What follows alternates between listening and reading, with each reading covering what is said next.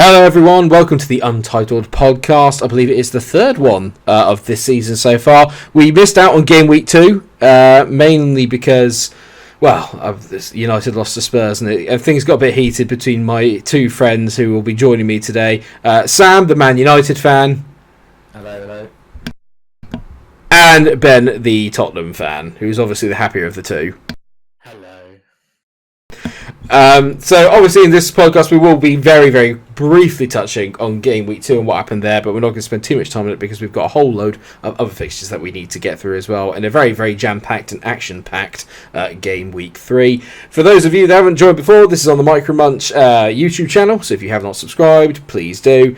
We'll be trying to do this pretty much every week, although won't lie, we are on pregnancy watch, not for any of the three of us, but for Sam's partner, who could literally pop at any moment. So if you have to dart off Sam, don't be polite, mate. Just tell us, and we will let you go. So we might as well crack on then. Game Week 2. We'll start with the obvious, really, which was the big game, I suppose, of all of them. You could argue that City and Newcastle was a big game. But really, it's all about the Spurs United fixture, especially because we've obviously got vested interest in it. Before the game, I remember me and Sam predicted, I believe, that United would win, and that obviously didn't happen. Spurs won 2-0. So we might as well start with the victor of that. Ben, thoughts? And we might as well tell that into how the season you think has started, because obviously you guys in Game Week 3 got a very good win away at Bournemouth as well, which seemed quite convincing by all accounts. Yeah, I think going into the kind of United fixture at home, it's the first fixture at home, there was a lot of jeopardy on it, because I think how you start the season at home kind of sets you up for the kind of, for the next few fixtures.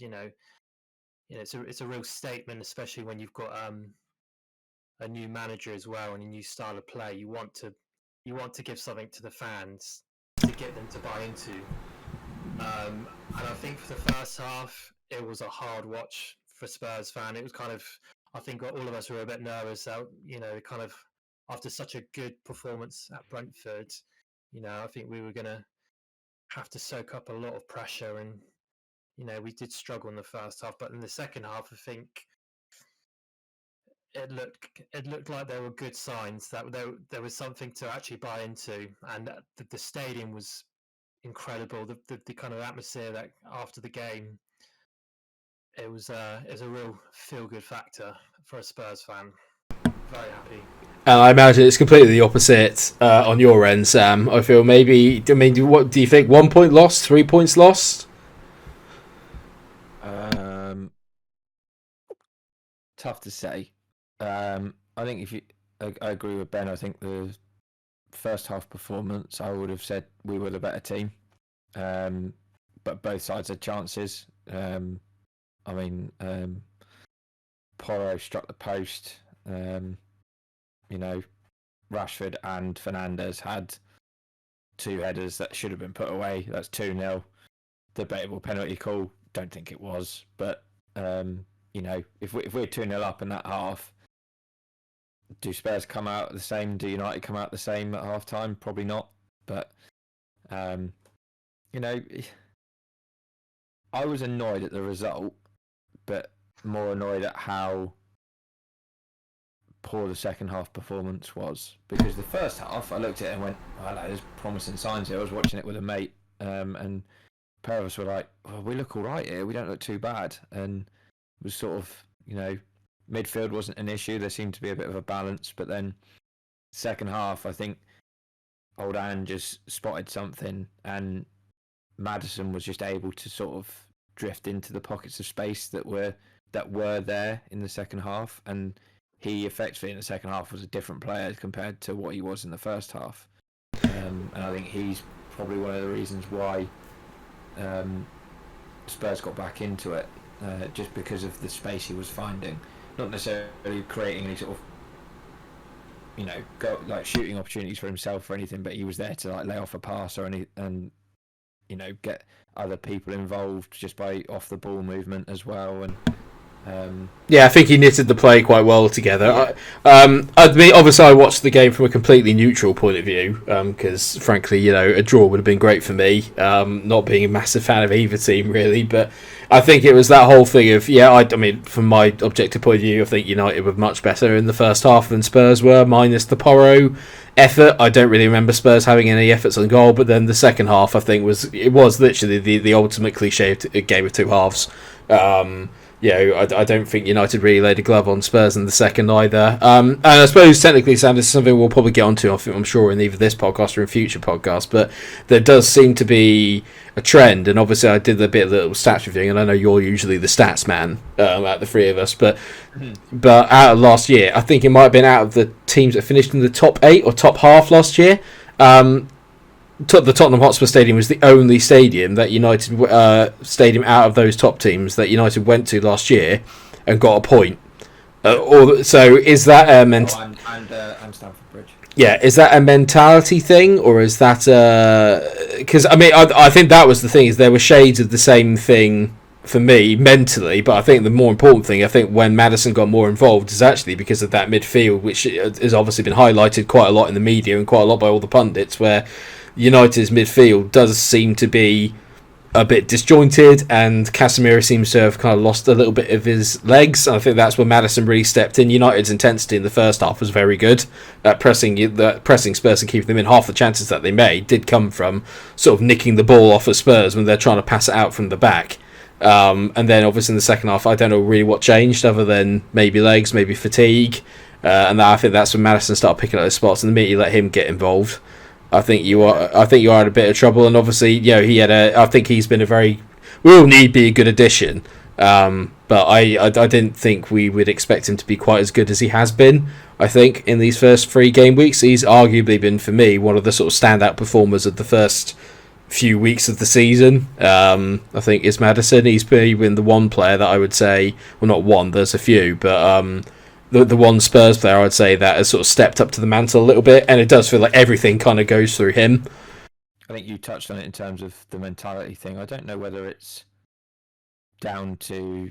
The thing is, you also got to look at as well, we can talk about United's mentality. Tottenham are a different type of team this season, and they look like, they're playing some decent football until, who was your first game, Ben? Brentford. Yeah, which, as we've sort of said, going away to Brentford, there weren't many teams that got points out of Brentford at home. So to get a point there was pretty decent. But I think, it's the early days still in the season. I think the real test will be what happens at the Emirates when we play Arsenal, because I think ultimately that's, if we get a point there at their place, I think it would be a very good point, but I'm not sure about the whole mentality thing. I don't know what it is. I'd be very surprised if anyone's got a definitive answer for that. So. Yeah, sometimes I think this is the thing, is that sometimes you just have seasons like it. Obviously, speaking from a Liverpool's fan point of view, the season before where we nearly did the quad, we would go away to anybody, and I would fancy that we would still get a point, or if not 3. And then the season afterwards, I think we only picked up 3 or 4 wins away from home all year. And and obviously that's just one of those things that happens. So I just find it a little bit surprising that, granted, it's a hard away fixture. Spurs is not an easy place to go to, but it was. I think it was the sort of same. It was the same things that you were seeing last year, which is what I think, if I was a United fan, would concern me a little bit. Is that the minute a goal went in, or the minute there was any kind of concerted pressure, the heads just went, and it just became completely disjointed, and there wasn't really any, I don't want to say leadership on the pitch, but no one was able to kind of get their foot on the ball and just calm it down a bit. Again, I think Casemiro is just so crucial to the way that you guys played last year. Without sounding, you didn't blow teams away by any means, but I think him in that 6 role, and whether he was playing with Fred or whether he was playing with McTominay or Eriksen, there was so much more control in there, especially at home. Do you know what I mean? At home, you were basically impenetrable. it was so difficult to get anything. But even in the first few game weeks, and I think this is a nice segue then probably into this game week, where obviously United came back from 2-0 down to beat Forest. But granted that Forest probably only had 2 attacks in the entire game. Yeah, I watched it again afterwards and they only had 2. But the sort of ease of which that they did that, and the sort of switching off that early in the game, again, is a bit, I don't know, it's concerning. Because let's be fair, United haven't had the hardest sort of start, if you like, apart from Spurs away. I suppose the question I really want to ask Sam is, how are you feeling about it? Because if I was a United fan, I'd be furious at the performances, or concerned at the performances, but delighted that we've managed to somehow get 6 points from them. I'd agree with the Wolves game 100%, the Spurs game second half, and I'm less concerned about the performance from the Forest game, because I watched that and I think Forest's first goal, it's questionable keeping from Onana in terms of why he decided to go down so early, and the fact that you have Rashford, one of the fastest players in the Prem, is not able to get goal side of the Forest player. I want you. Yeah, I can never pronounce his name either. I just, he doesn't make an effort to even tackle and just gets completely shrugged off the ball. So, and then their second goal is the fact that it's cannoned off of the bloke's face rather than him actually directing it goalwards. So, I'm not. The second one I definitely say is lucky. The first one's very poor. It's a very definite sort of switch off, not ready to start sort of thing. But the rest of the performance, I think Forest had maybe 2 attempts in the second half, which were sort of a bit like, ooh, nearly. But the rest of the time, I was really happy with how United pretty much dominated. So yeah, but again, this sort of leads me back to it, and I think, is that a home comforts thing? So because they're at home, there's that belief of, we can, because like you said, I mean, when I watched it, yeah, they were brilliant then for the next 80 minutes or so of the game. I think the Rashford one is a pen. It's very soft, but if we're going by the consistency of what's gone on this season, it's a pen. The Worrell sending off, I think, is a little harsh, but at the same time, again, I mean that he's not even the last man. His mate is literally 4 yards away from him. So I said it when I was watching it. I said I think they'll overturn it, and I was really surprised they didn't. So. We'll definitely get onto to VAR and ref watch, because there's plenty to dissect, I think, so far, if there hasn't been already this season. I don't want to take up too much time talking about United, but in terms of how I'm feeling, I think business needs to be done. Yes, but the right players, and if we want I'm sure Cucurella was linked with us before he moved to Chelsea. Will he be a good backup? Probably. I think it'd be good competition for Shaw and Malacia when they're fit again. And I'd probably take Højbjerg. I've always quite liked Højbjerg as well. So we're keeping this Spurs United link going here. But I'd probably take him. I quite like him as a player, and I looked at Sky Sports News today, and they did a bit on his stats, and he's pretty decent, to be fair. He's not bad at all. Ben, for the last 7 years. Yeah, Ben can obviously speak from a better point of view on Højbjerg, but I actually thought, apart from Kane, obviously, I thought he was Spurs' best player last year, by quite a distance. I thought whenever I watched Højbjerg, I was always quite impressed, because you just know what you're going to get from him. But he does come up with some really big goals. I think, if you're looking for someone to partner Casemiro regularly in that, I think obviously he's still a bit older, but at the same time his fitness doesn't seem to have waned. Oh, is it? It feels like he's been around for years. Yeah. I thought he was near the 30s. If he's only 28, then that's a bit of a no-brainer, really, especially if you can get him relatively cheap, and that does feel like a bit of a no-brainer. But yeah, you're right. I mean, we don't want to spend too much time on our own teams, because obviously it's not really meant to be a biased one. We're meant to be here to talk about everybody's.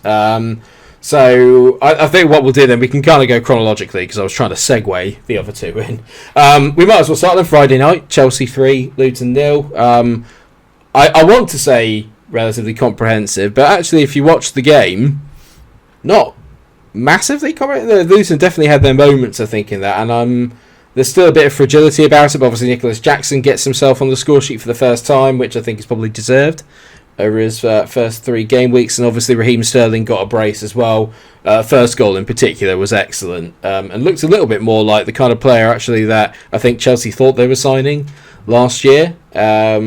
So I mean, what did you guys make of it? I mean, from like I said, from my point of view, I thought Chelsea were good, but I still think there's a lot of sort of fragility there. But I suppose that's always going to be the case at the moment when you've got a squad of about 50 players and and they're all trying to bed in at the same time. It's quite difficult to get it into a settled sort of a settled lineup really. And obviously people knowing where they're going to be, knowing what's going on. You add the Reece James injury into it, makes it more difficult. But Gusto looks like an absolute bargain. I was quite a fan of him at Lille, but obviously he finished the game with 2 assists. I think if it wasn't for Raheem, he probably might have got man of the match.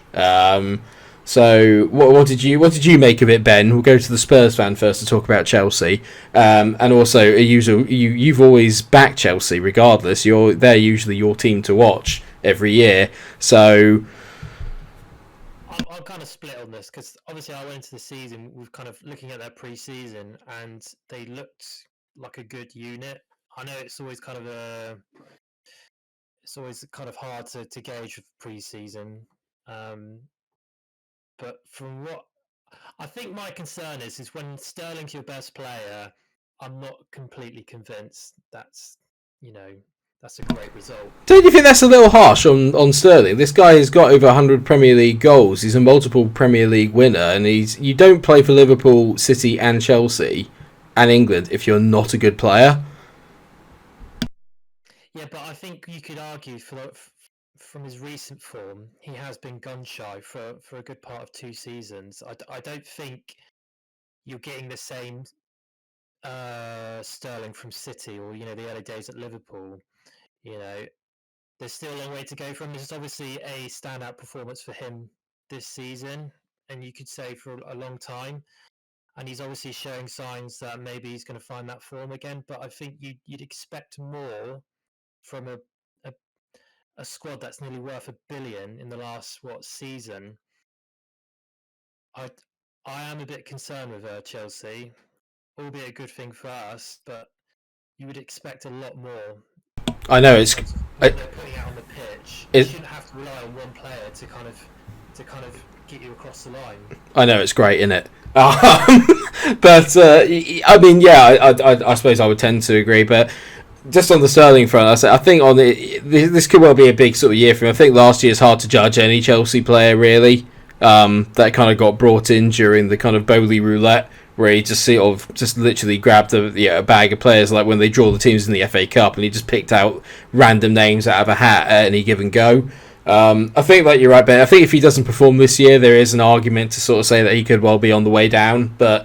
And I don't want to say it's only Luton because it sounds very disrespectful, but yeah, in regards to the Premier League, they are on paper the easiest team to play against. So to be fair, yeah. But I would also counterbalance that. I think I think he was Chelsea's best player against West Ham, and I think he was very good against Liverpool as well. So yeah, I think it's there. I think a lot of it is going to depend on not just him, but the output of the players around him. Because obviously he also got the assist for the Nicholas Jackson goal, so he's probably one of the more experienced players apart from Thiago Silva in that lineup.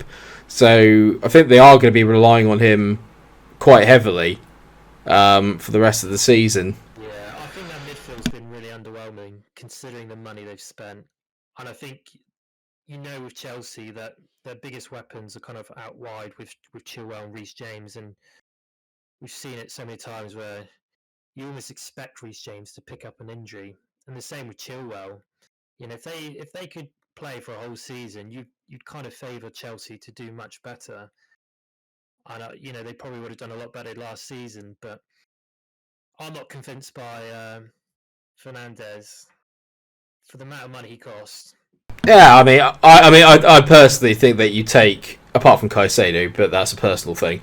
I think you sort of take any Chelsea player that has been signed in the last 2 years. I would say forget the fee, in terms of judging them on that, because it's Bowley ball. Do you know what I mean? Like literally, it's just astronomical fees to get players. You know, a lot of the, and unfortunately, again, it's sort of inflating the market again. You know, you look at £88 million for Mudryk, who, as far as I'm concerned, is a championship player at best. You know, he had a couple of really good games for Shakhtar, and that's it. And suddenly and again, Nicholas Jackson, I think, has been arguably one of the better signings. But again, he scored 9 goals for Villarreal last year. I don't.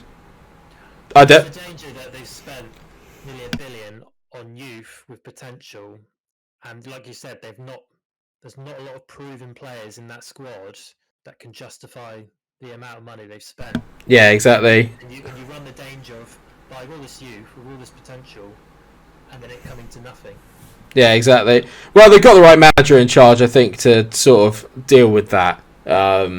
But we'll obviously sort of see. I mean, we might as well quickly touch on you, Sam, as well. I mean, your thoughts on it. For the record, I want to point out that I think for the first 60 minutes, I think, of the game, obviously they conceded, but it was a very good goal. But I think Luton were really good. But then I think defensively they've got problems because they're playing 5 at the back, and it was just way too easy in that second half. It wasn't like they were going gung-ho either, but it was so easy to get in there. So I remember, I think when we sat down, all 3 of us at the start of the season said it could be Derby-esque, and I think Luton are okay with that, but I do worry for them defensively after watching that. I think they'll get goals, but I do worry slightly about them defensively because, the last half an hour was a shambles. I'm probably a little bit different to you two, actually. I think Chelsea, actually, I think the only thing that they probably could have done, like you said, is just score more. I think that game was probably there for the way Sterling was playing, and actually some of the link-up play that Chelsea were playing. I think that could have been a 5-6-0. I personally don't think Luton had anything in that game. I don't know if it was, I don't think their chances really amounted to much. They had 1 shot on target. Chelsea had 8. So I just don't think really they offered anything at all. And like I said, they will be a Derby-esque. I think there's no way that they're going to rack up points. I think they're going to be. I think they might even break the record, to be honest, for lowest points total. It just looks so bad. So bad. Yeah, it's looking quite ominous. On the Chelsea front, like you said, actually, they have now got a turn, if you like, in their fixture list, where Luton is the sort of start of a really nice run of fixtures for Chelsea. Going forward now, they've got, in the next 5 games, they've got Forest at home, Bournemouth away, Villa at home, which is actually quite difficult, Fulham away, and then Burnley away. So I think we'll find out a lot more about where they're at, I think, in the next 5 fixtures or so, because then after that, then they've got Arsenal, Brentford, Spurs and City and Newcastle. So if they're going to do anything, or if they're going to build up some momentum, it has to be within the next 5 to 6 weeks, I would hazard a guess. But yeah, I mean, we will see. So, I mean, like you said, don't get me wrong about like Luton, they were never in with a chance of winning the game by any means, but I think they defended quite well for like 60 minutes, and there were a few kind of threatening counters, but again, it's that lack of quality maybe that they just don't have up front. I think they'll get goals against some of the lower teams in the league, because I think they've got enough physicality to bother a couple of teams, but again, where the wins are coming from, I don't think we spoke about this at the start of the season. If you can't score lots of goals, then you have to be incredibly tight at the back, and most teams that come up and try and be tight at the back from the lower leagues, it does not go very well, because it's a different kettle of fish. I'm going to put it out there, they don't win a single game this year. They don't win a single game, even at home. I will put money on that they don't win a single game. Well, we'll find out on Friday Night Football this week because they've got West Ham, which we'll get onto because they're obviously one of the sort of surprise packages at the start of the season as well, depending on what side of the seat you sit on. Chronologically then, I mean, this actually ties nicely into your lot, Ben, because the Saturday morning kickoff was Bournemouth against Spurs down on the south coast, and Spurs ended up winning it 2-0. I won't lie, I've only really kind of watched the game back briefly, mainly because I was actually away in Denmark for a wedding this week, so I was a bit annoyed. I had a crap fantasy football week, I barely got to watch anything, but I did get to obviously see the last couple of games on my way back from it, so I missed a lot of Saturday's action. And I've only really seen highlights and extended sort of stuff of it afterwards, so I'm going to kind of go off of you guys really here on most of the story, so it's just as well I'm hosting this week. From your point, Ben, 7 points, 3 games, 2, going away to the south coast. I mean, granted, Bournemouth aren't world beaters, but it can be quite a difficult place to go. Maddison, obviously, with a goal. Udogie, impressive again. When me and you sort of said that at the start of the season, I think we both said I think he's going to be one to watch out for this year. And obviously, Ange giving some box office stuff in his post-match conferences as well. So things must be quite rosy for you at the moment, Ben. Yeah, I mean, all in all, it was quite a strong performance. I think the stats, when you look at them, they're pretty kind of even. Obviously, we had more shots on target. I mean, for the highlights I saw Bournemouth did have a few quite good chances. I think there was there was a billing one that went literally just past the post when it was only 1-0 and so on and so forth. So, I think they're a decent team. I don't think Bournemouth are in any trouble. But I think that like you said, you can't turn your nose up at any 2-0 win away from home, and especially for you guys keeping clean sheets. That's 2 on the bounce now.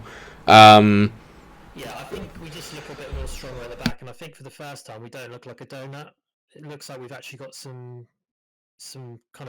filling in the midfield, and how many years have we waited for a replacement on Eriksen? You feel like if that just came a bit sooner, if we just actually got an attacking midfielder to sit behind Kane, we could have got more out of Kane, or just had a bit more structure last season. But I don't know. I think it's a really good performance. I'm happy with it.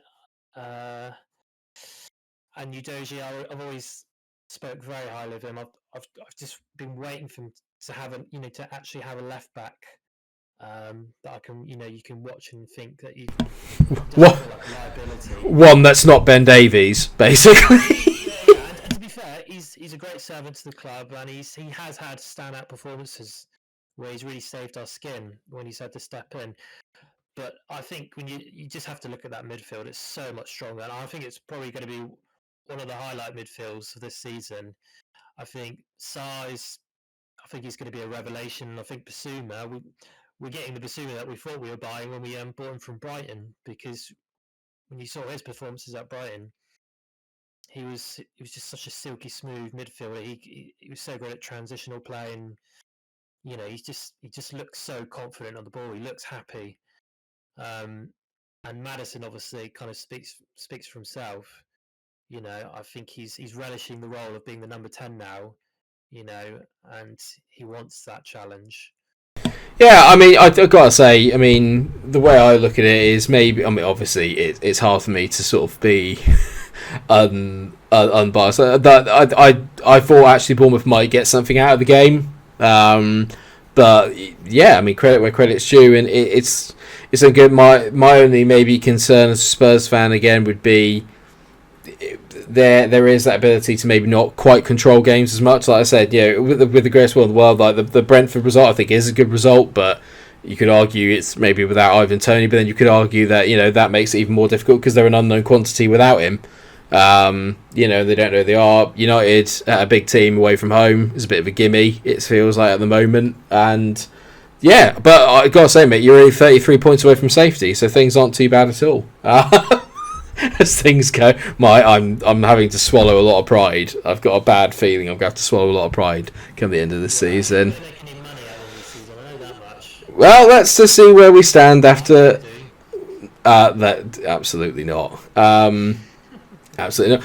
From your point, Sam, I mean, I suppose we could focus maybe a bit more on the Bournemouth side of things, because you've been a lot more I mean, correct me if I'm wrong, but listening to our old podcast and having chats, I think you're a bit more pessimistic about Bournemouth than I am. I think they're going to be fine, but you've got slight concerns. Yeah, I think it was a pretty standard win for Spurs. I didn't see anything other than that. I don't think, and if I'm honest, I don't think their performance was overly great, but they just ground out the result. Maddison played well, and like I said, Udogie did play very well, but I just think that there wasn't. What was it? Was it 2-0 in the end? To remind me. Yeah, no, yeah, it was 2-0 in the end, and yeah, that was comfortable, but at the same time, yeah, Bournemouth had their moments and stuff. But I think there'll be bigger fish to fry for Spurs, and I think we'll find out a lot about where they're at when they sort of start obviously playing some of the teams that are in and around them. Really, I think you have to look at that. Actually, what Ange said after post match, I think he's probably getting a lot of stick from some people for saying, for how he's playing, the fact he come out and said, I'm just copying Pep, it's not very original and stuff like that, and but ultimately if it's going to work, then do it, sort of thing. But, yeah, but I mean, funnily enough, you should say that because we're obviously going to get onto Arsenal in a minute as well, and it does feel like a lot of people are sort of copying it, as it is anyway. But I think the difference is with City, they've got the players that can do it. Yeah, Spurs got the result. I think that's probably all that I can really say about it. I mean, I wasn't blown away by anything that I saw because I think Bournemouth could have probably come back into it quite easy. But I think if Bournemouth did get the goal that they were looking for, it's a very different game. I think for me, I'm just drawing the parallels on last season, and I think when you look at the shape of the team now and the confidence, and you kind of see, we're not sitting deep. This is a team that's prepared to kind of attack the ball. For me, that straight away says a lot. I think. Yeah, I agree. I don't think we've had the benefit of a pre-season, but I think I'm not taking anything away from. No. It's just. I just think ultimately, I think Spurs will get better throughout the season. I just think that this was sort of one of those bog standard results, really.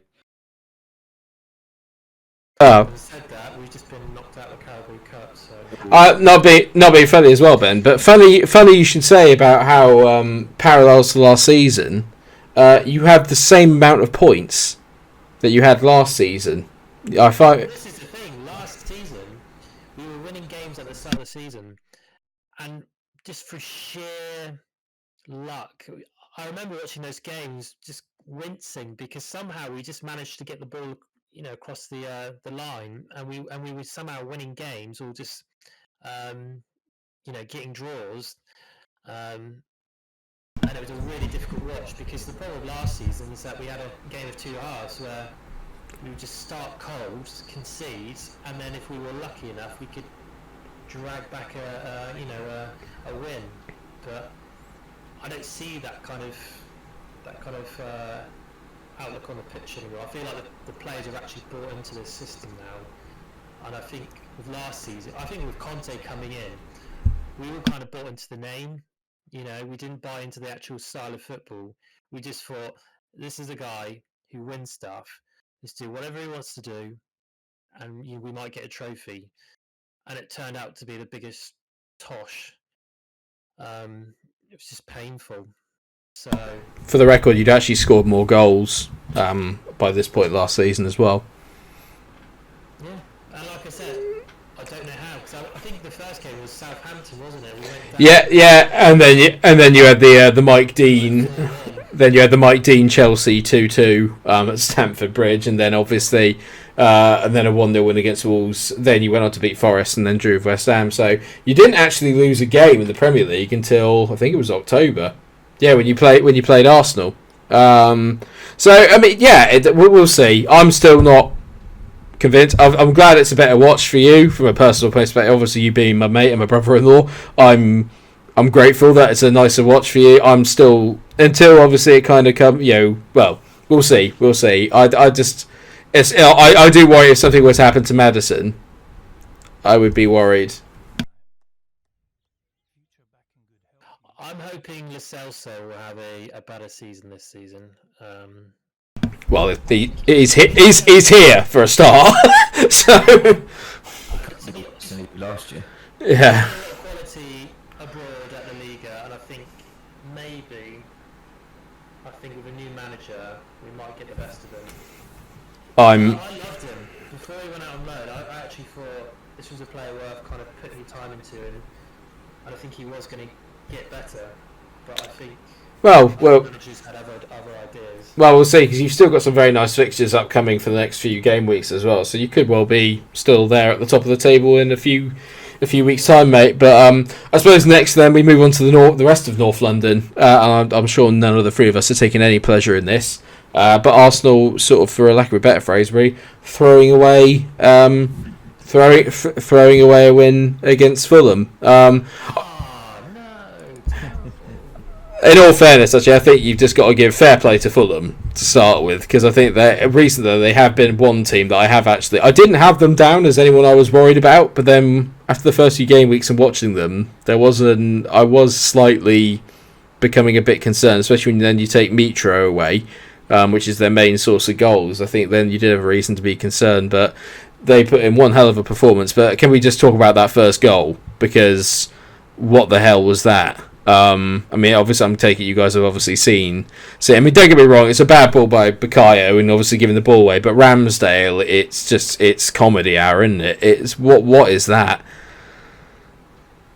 Yeah, it was pretty bad. It was pretty bad. I think it rivaled Onana for me in terms of goalie gaff of the week. It was pretty bad. I mean, with Onana's, at least the guy's going in 1-on-1, and he's only God knows how many yards ago, and he just goes down too early, and it just looks funny because obviously he sort of sat on his arse. But with Ramsdale, he's literally all over the place. Like, he just Pereira doesn't even hit it properly, and it still goes in. It's just it's a really bad bit of keeping. And I might be reading into this, but do you reckon with Raya obviously now breathing down his neck, there's a little bit of that creeping in? Because to be fair, towards the end of last season, Ramsdale was really poor, I felt, in the run-in.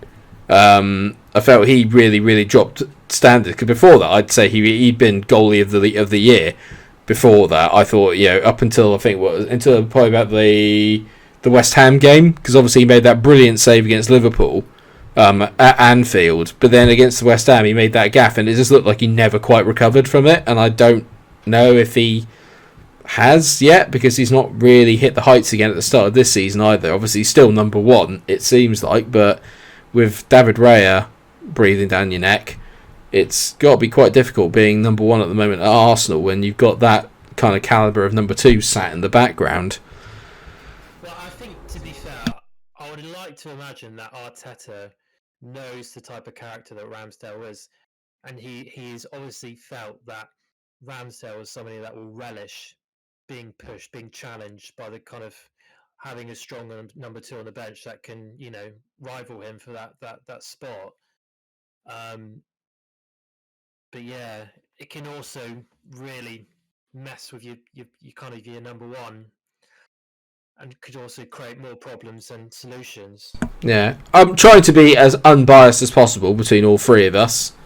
What do we make of Arteta's sort of tactics here? Because, I mean, don't get me wrong, Arsenal's fixture list has actually been very, very kind, and it still is going to be for a period of time, but that is a result, I think, that has really kind of maybe highlighted a few concerns I have had at the start of the season. I don't understand this Thomas Partey at right back. I don't understand Ben White and Saliba as a partnership and Gabriel not playing. I just don't get it. I have a theory. I think Arteta's been on holiday. Okay, I think he's gone to a ranch. I think he's picked the biggest horse. Billy Big Bollocks, where he could jump on bareback, and he's been kicked in the head because some of the decisions that I've seen. I mean, it all stems from Havertz.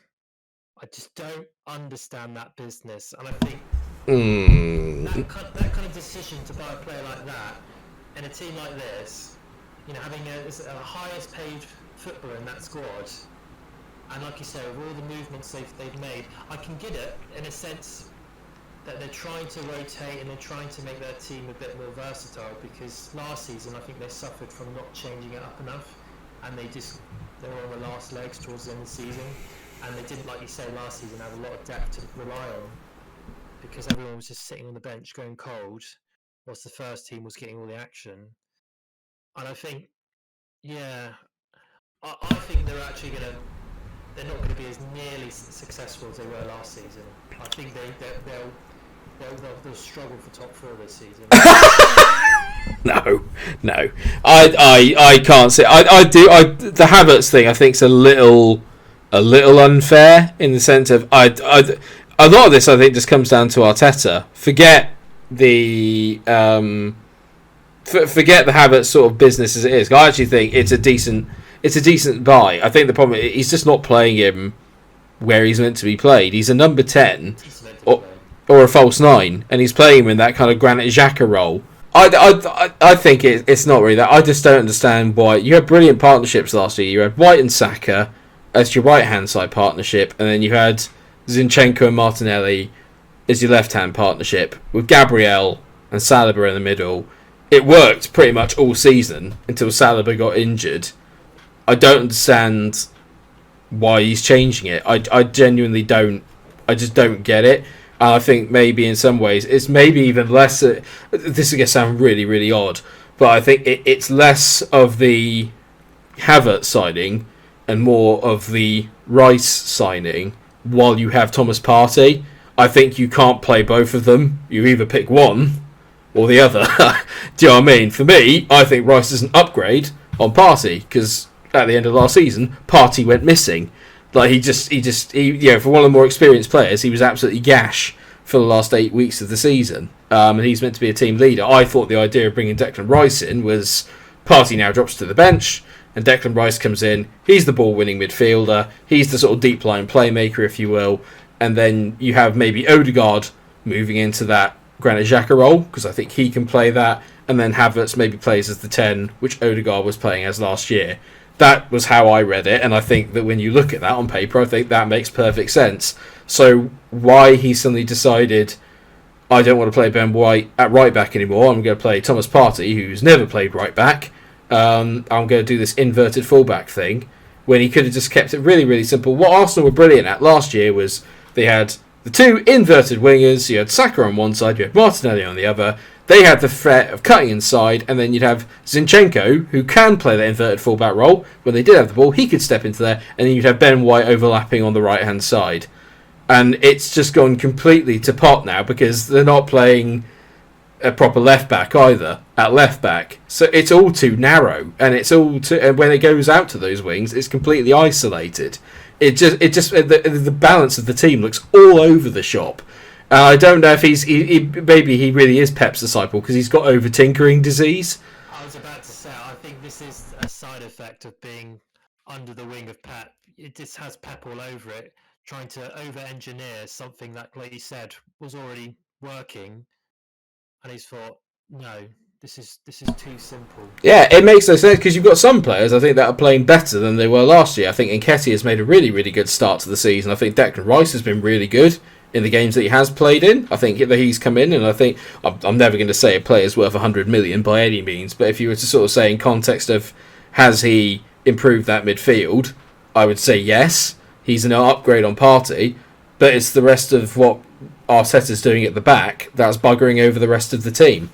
I genuinely I'm baffled, because I mean, we all sort of said it at the start of the season. Well, definitely, I know that me and Sam said it, which is that if you actually look at it in terms of squad depth, I think they're the only team really that maybe hold a candle to City all over the pitch. I think if you're talking about strike force, I think we've arguably got the best in the league, with our 5 or 6 or whatnot. But after that, if you look at midfield and defence, I think Arsenal's is probably the second strongest on paper to Cities in that respect, but I just don't understand why Arteta is doing that. And that I actually think, well, we'll get into the predictions later, but I'm from a completely neutral point of view and trying to keep the league interesting. I just hope he just goes back to what he was doing last year, because I don't know why he's making it so complicated when he really doesn't need to. That's not to. I know, yeah. That's not to take anything away from Fulham, for the record, you know. And, They should have won it. yeah, and to be fair to Arsenal, you know, with the greatest respect, you know, we're sat here, you know, slating Arteta, but they're sat on the same amount of points as Liverpool and Spurs. So, you know, with the arguably easier fixtures, but with the greatest will in the world, they've still got 7 points, but it should be 9 on paper. Especially with the amount of money that is spent with the squad they've got, it's quite disappointing. I don't know what you think, Sam, because obviously you're usually stats man, and also you've played it at a higher level than me and Ben. I mean, I'm obviously an armchair pundit, but you've actually played it at a decent level. But I don't know. I mean, that just what it reeks to me is that when I was sort of talking about that tactical setup, I just don't know why he's changed it. Can you provide any insight other than he's got Pep disease? I think he's trying to build on what he had last year, and I think he's looking at the results where they dropped points. The Southampton game, the West Ham game, Liverpool game, and I think he's probably thinking, I need to try and, you know, get away from basics. Try and keep a bit more control of the game when they are like that, potentially. And I think potentially, I know personally that when a manager comes in and he changes things and he, you know, wants to put his own stamp on things. You know, Arteta's been there for a long time now, and actually he's probably got the players now where he can probably start implementing stuff that he would really like to see. And I think last year, I think they were probably surprised just as much as anyone at where they were in the league. And I think now we're sort of seeing Arteta tinkering and trying to do his own thing, while also trying to sort of emulate a bit of Pep, which, you know, is going to happen because it's where he learnt his, you know, how his managerial trade. And I just think, personally for me, I think the result against Fulham is really harsh on them. If you'd said that result last season, you'd sort of go the same sort of thing. That's a harsh result for Arsenal, but they probably should have won that game. I think it's credit to Fulham really and how they were set up really to sort of, you know, they didn't sit that deep. When you watch the highlights, they weren't that deep. They did go out to try and close down Arsenal, and I just genuinely think it's just Arteta trying to put a spin on a team which he is now really comfortable with because he's got the players that he wants. Yeah. I can't. Yeah, I mean, don't get me wrong. This could well be a flop. I'm interested to see their pre-season, whether that's something they actually. Yeah, I agree. I think if there was another Amazon series with Arsenal, and you look at their pre-season for this season, then you know, if we could see that, I don't think. Because you'd like to think they haven't just kind of, Arteta's just gone, right, we're going to just try something new. And there must have been something in pre-season. The thing that sort of made me realise that he's probably trying things out is when United played them at pre-season and we beat them, and I wasn't expecting United to win that game, and you know, they had a pretty much a full strength side, as did we, in the States. And, you know, the first sort of thing that made me go, oh, Arteta's tried something here that hasn't worked, rather than United trying anything new. I mean, it looked pretty standard, not standard stuff, but the normal United when we were playing them. It was a really feisty pre-season game, but yeah, I just genuinely think he's trying to tinker with stuff that he's comfortable. And I think he's had a good pre-season with them, so, you know, not too bad. And he's gone, I'm going to try this season. And, you know, that a lot of managers have done that in the past and they've lost their jobs. So, you know, you either go for it or you don't. And I think if you don't, I think he gets left behind this season. But I think what he's trying, the players potentially just haven't bought into it. I think they're used to what they were doing last season, and I just think he's comfortable with what he wants to project onto the pitch. I just think he needs to potentially do it bit by bit rather than sort of going full on gun ho in one game. Yeah. Because I think the mentality of the players will change. They'll start questioning what they're doing and what he's doing, and then that's when you start hearing all sorts of stupid talk about, you know, Arteta out and stuff. So I just think he's comfortable with what he wants to do. The players aren't. Yeah. That's all. That's what I can sort. That's what I. For that was an experience that I've had playing before. We were comfortable with what we were doing the season before, and then we had a new manager take over, and it was interesting to sort of see what he wanted to do. So yeah, I think it's the whole thing. That's sort of the insight that I could probably only really give. Yeah, I just find it a little bit. I don't know. Just it's a weird one. It's yeah, a weird one, yeah. I just think it's that whole thing of just start as you meet. That sounds hot take on Arsenal's new tactics. I just feel it's that whole thing of It was just. pretty hot. It was. I just think sweating. You know, bit of sweaty under the Yeah, armpits, I just think. Just a little bit. I just think it's that whole thing of just. moist in the crotch area. Oh, for God's sake! I just think it's that whole sort of. I mean, you would be Ben when it comes to Arsenal dropping points of any variety. Mike, where are you? You have to segue us into the next part of the conversation. Where's the Oh host? well, fortunately. Probably taking a massive dump. Oh no. Well, fortunately, I have some beautiful news for you all, which is that Everton lost again. So, Are they playing tonight? oh no, Yeah. no. I don't know. I'm guessing that if they played, it's Everton. If they played a game, they probably lost it. But I was talking about the one at the weekend to Wolves, which arguably was the first real 6-pointer of the season. And then they've got they've got another one next week. It's not looking good. Did you might have to cut out Ben talking about you going for a massive dump. I don't know if you- Leave it in. Oh no, I will do. But or maybe not. But yeah, on the Everton side, all Liverpool bias aside, I do think they've been slightly unlucky in some of the game. Again, it looked like they did have the better of the game against Wolves, but they just in terms of I think they had some decent chances. I mean, let's be fair. The first game of the season, they were unlucky against Fulham. Like they were. I'm trying to be unbiased. I'm trying to give them something here. But yeah, they were unlucky against Fulham. They were absolutely goddamn awful against Villa.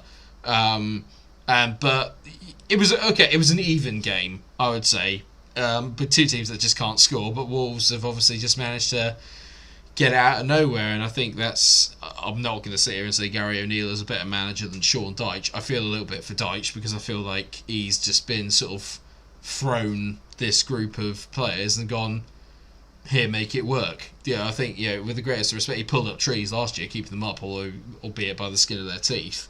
But they just can't score.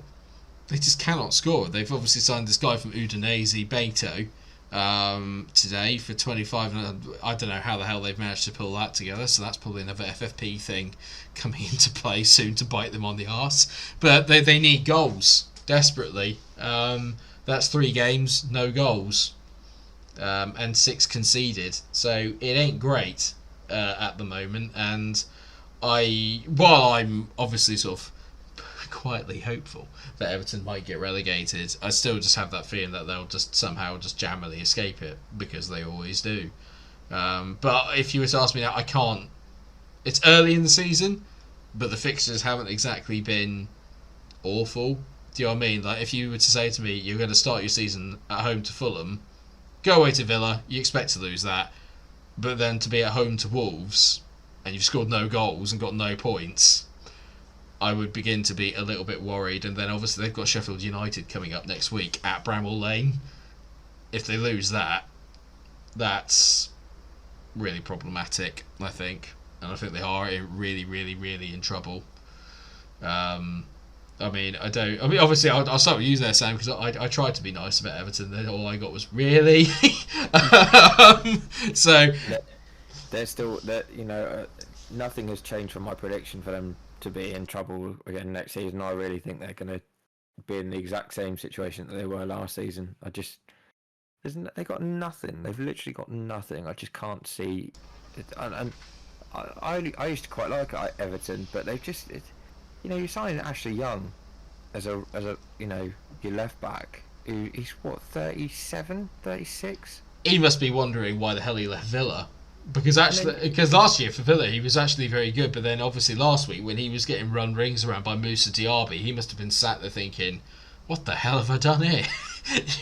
How's it ended up like this?" You know, his throw-in the week before as well was yeah, awful, and I just you're at home, okay, and you still have less possession. The mind boggles. I mean, Wolves had better passing accuracy as well. But I mean, again, maybe that's a Deitch thing. I don't want to be like that because I actually really rate Sean Deitch and I think he's a good manager. But that might potentially. But you look at Everton's fixtures, like you said, they had Fulham, Villa, Wolves, with not a single goal in any result, and you were at home for 2 of those games, and you're just sort of a bit like, well, really?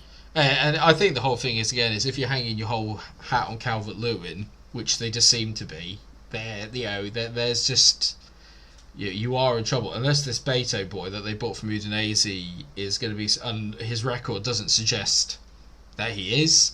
And I'd always be suspicious of buying anyone from Udinese or Watford because they're basically the same club.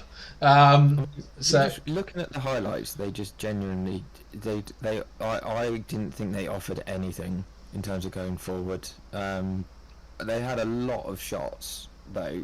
They had 15 shots, 7 of them were on target. But if you're getting, I think that shows that they've got a lack in quality. The fact that you've got 15 shots, 7 on target, and not one of those is converted into a goal at home. Yeah, I always find the on-target sort of side of things is a little bit misleading. And by that, what I mean is you can have 15 shots, 14 of them be on target, and you go, "Poof, that's pretty good." But then if 14 of those are straight down the middle of the goal, down the goalie's throat, it doesn't matter, does it? Do you know what I mean? That's why I don't really believe in the XG either. But at the same time, I think it gives you a little bit more of an insight into it. But I mean, one thing I will say is that I'm delighted for Gary O'Neill because I think last week must have been hard after getting that pacing off Brighton. And obviously then to kind of come back and get a really, really big win when they arguably should have obviously got something at Old Trafford the week before. I think the Brighton one really the players let him down in that Brighton result last week with the 4-1 thumping. I thought it was really, really poor considering how well they played at United, and it suddenly looked like they just... I mean, don't get me wrong, Brighton are obviously a very good team, but it does feel like they sort of down tools a little bit at points of it. And obviously Mateus Nunez isn't doing himself any favours at the moment either. For anyone that doesn't know, he's actually currently on strike until he can get his move to Manchester City, so which I think is pretty poor form. And I'm quite glad really because there was rumours that Liverpool were interested in him, but if that's the kind of character he is, I don't really want him. But yeah, I mean I think that's a massive result early on in the season. I know it's quite early to be saying there were 6 pointers, but that definitely felt like one. And that's a really big result. You still confident you're going to finish above Everton, Ben? Well, I can't personally see Everton getting higher than 16th. I really can't. And I think that from what I'm reading is that Damari Gray's been linked to Saudi Arabia, and that looks like a likelihood that he will move. And I think last season he looked really threatening up front for Everton when they. But even he's not consistent enough. Yeah, but you're right. He was obviously their best outlet last season. You know, the only time in the last few seasons Everton have ever looked like a team that kind of, I don't want to say that belong in the Premier League, but look sufficiently threatening is when Calvert-Lewin's fit, and he just can't. He just cannot stay fit. You know, and I mean, you can say like Liverpool. You know, you can have a championship defence, but if you've got one of the best attacking forces in the league, it doesn't matter. And I think with Everton is that they've got a championship defence. Well, Michael Keane is candidate at the moment for worst sort of individual start to a season I think I've ever seen. He's been absolutely, and I don't want this podcast to be about to be about certain individuals and picking people out and whatnot, but I have to say he is not of the standard required to be a. To be fair, I put him in the same category as Maguire, as somebody who's been at a club for too long with too many bad experiences or too many bad performances, just needs to move on. Well, I think the thing is, if Sean Dyche can't get a tune out of him, and the time that Michael Keane was playing at his best was when he was at Burnley under Dyche, and if Dyche can't get the best out of him, then He just needs to move on. yeah, he does. But yeah. Yeah, like I said, the defence is not good. It's really poor, and I think up front, like you say, they might be getting shots. It might be saying the stats are getting shots on target, but there's nothing threatening about them up front. No, You know, they I are. don't see them scoring a lot of goals. Yeah, They can't defend. yeah, they are in trouble. But I mean, I'll ask you guys the kind of question really. Out of the two of them, Wolves and Everton most likely to stay up. Wolves. Yeah, I don't think after the fixtures that Wolves had and how they played, I wouldn't even be remotely worried about them going down now. I think they're not going to be middle table, but they're certainly not going to be, I think. risk of relegation. Yeah, I think there are at least 4 or 5 teams that are not as good as them in the league. I think, and I think they've actually got a very decent manager who I think again is doing quite well, really, with the resources that he's got. The only other 3 o'clock one that day was Brentford v Palace. A pretty poor game all round. A bit surprised that Palace got something out of it, really, and it was obviously a very scrappy goal from Anderson to get it. But I mean, there's not really much to kind of comment. I don't want to be disrespectful to Brentford and Palace, but they're 2 teams that you do kind of think will be quite safe. I was a bit worried about Palace, especially when I heard that Elise might be leaving, but obviously he's not, and he's not even started yet because he's not fit at the moment. But I think they're just 2 teams that are going to be very safe and probably just be around mid-table, and it's the kind of result that you'd expect, really.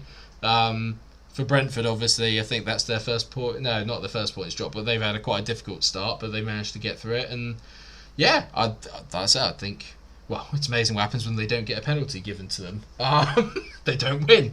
So it's, yeah, I mean, did you guys have any kind of thoughts on that game? Mine was like, yeah, so I expected Brentford to win. They didn't. But like I said, it from what I could see, it wasn't exactly a great game of football by all accounts. Yeah, I'd probably agree with that, because I think you look at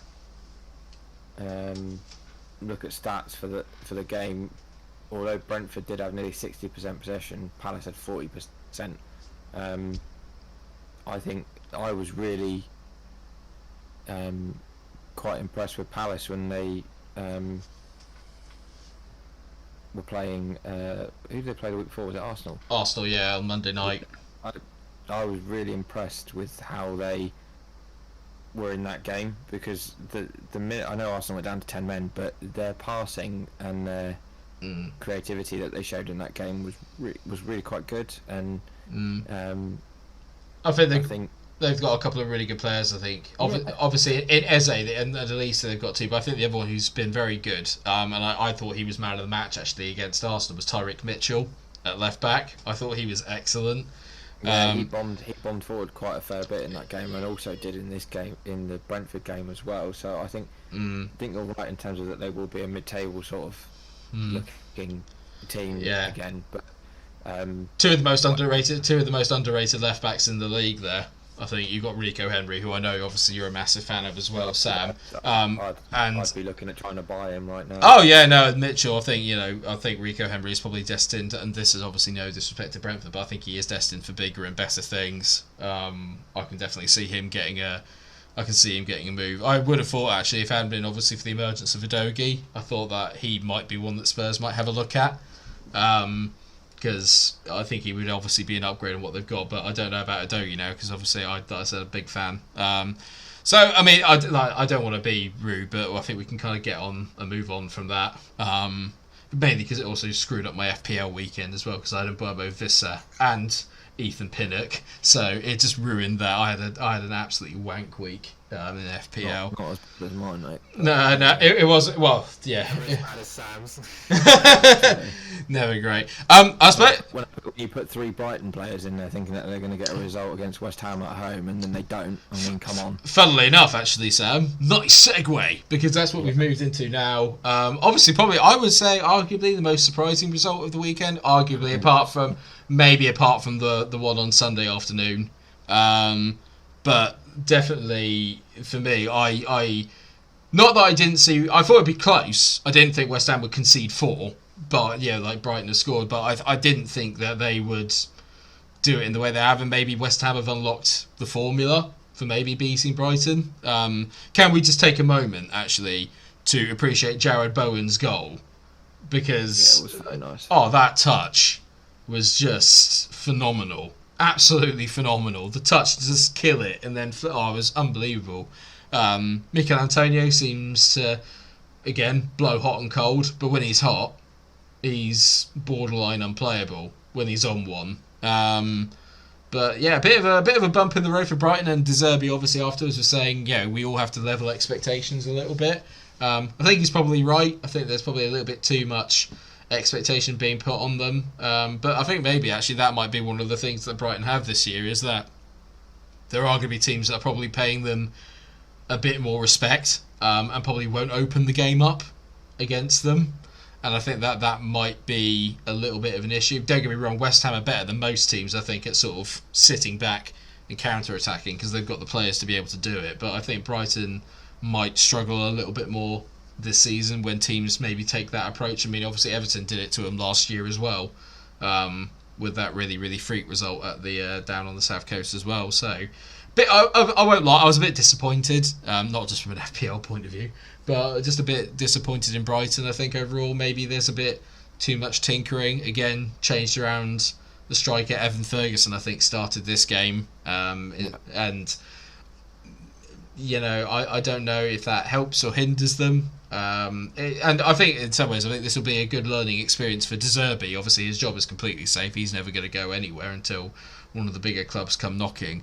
But I think it's going to be a bit of a learning experience for him this year to sort of just be trying to actually rotate the squad, because last year he didn't really need to do it that much because they didn't have that many games. So it'll be interesting to see how he kind of copes with that this season, especially obviously because they sort of bolstered the squad quite a lot, especially going forward. But I'm interested to see that João Pedro hasn't started for 2 weeks in a row now, I think, which I find a little bit strange. But I mean, I suppose we've got to give. I think the natural thing is obviously is to focus on Brighton and but I think we have to take a moment to kind of recognise West Ham. Obviously, ended the season last year brilliantly. I know we had a bit of a funny exchange in our little chat where Ben said, they won a trophy, but they nearly got relegated, but they didn't. And suddenly now, they've not had an easy start. To be fair, going away to Bournemouth, okay, not too bad, but then home to Chelsea and then away to Brighton, it's not easy, but they've come out of it with 7 points, and they've also scored 7 goals. So, was it 7? Yeah, because they got 3, didn't they? Did they get 3 against Chelsea? Yeah, they did. Yeah, so you can't argue with it, really, can you? I just listen to this, okay? So, right, Brighton. Oh yeah, I know what stat you're going to bust out here, and I love it. I absolutely love it. Brighton had 78% possession. West Ham had 22. Brighton had 25 shots. West Ham had 12. Their passing accuracy was 89.2%, and West Ham had 67.8%. Bear in mind that they only had 22% possession. Their passing accuracy was that low. But Brighton had 17 corners. West Ham had 4. How they got a result out of that game, I do not know. I was so. The fact that I was so committed to bringing in 3 Brighton players into my fantasy team. Yeah. Solly Matoma and Estepinian. You'd expect the way those 3 players have been playing the last few weeks. Yeah. I was expecting massive points for my team, and it really screwed my team over. Yeah. And, beyond belief. I got 1 point or 2 points for there were 3 of them. Yeah. actual F is going on right now, because this is like, Yeah. my start to my fantasy league has not gone well this year, and I literally was like, I used my free hit to bring those 3 bloody. Oh, in. mate, that is beautiful. Literally, I genuinely thought this would be a game that Brighton would probably dominate, and they just haven't won it, and I do not understand how. Mate, they say FIFA isn't realistic. That is literally some FIFA stats. Honestly, what is that? I mean, yeah. For West Ham to come out and get effectively 3 counter-attack goals, But they're very good at it though. Yeah, that is. They were clinical. I get that, but it just. Regardless of Ferguson starting up top for Brighton, there were other players in that Brighton team who were so much better than that and should be winning games like that. That's just, I honestly was just that result, and was probably the most that annoyed me more than the United result, if I'm honest. Mainly because my fantasy was fucked. But Yeah, I think it is literally that sort of side of things where we said it at the start of the season where I'm not 100% sure on Brighton, because I think obviously they've got some very, very good players and they've done really well last year, but I do think they're going to come up against sort of different challenges this season. How do you not with nearly 80% possession and 89.2% passing accuracy? Come on, that's just ridiculous.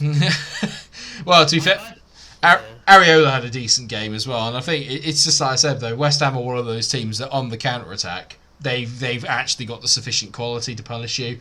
That's the difference between obviously other teams that will go to Brighton and won't be able to do that.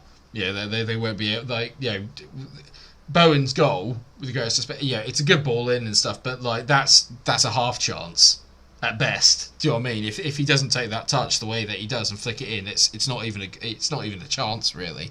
So yeah, it might have just been one of those days where West Ham were just really, really clinical, just a bit like they were against Chelsea. But I think the other thing that you can't underline with West Ham is there is momentum. I actually think maybe with the Rice thing not hanging over the club, it has made a bit of a difference. I think James Ward-Prowse, and I know Ben's going to jump in on this because he's a big JWP fan. I think he's sort of like the perfect Rice replacement, not in terms of the profile, but I think it also allows Souček to kind of go back to being what Souček was when Rice wasn't really as good as he was, if that makes any sense. Because when Souček originally came in, he was the one that sort of got a bit further forward and ended up being on the end of things. I think he had a really poor season last year, but mainly because I think he was sort of in Rice's shadow and he has to kind of compensate for Rice being the big player in that midfield. But I think with JWP, he kind of offers you everything that West Ham need, really. But yeah, I mean, they've taken me by surprise. I didn't think West Ham would ever be in any danger whatsoever, but I didn't think, if you were to tell me that they'd got 7 points out of those first 3 fixtures, I would have laughed my head off, quite frankly. I know I said I thought they would do well against Chelsea, but I'd not in a million years did I see this one coming. Not in a million years. So, fair play to him. Fair play to Moyes as well, because I think he gets a lot of undue disrespect, does Moisey, I think, when it's not really warranted.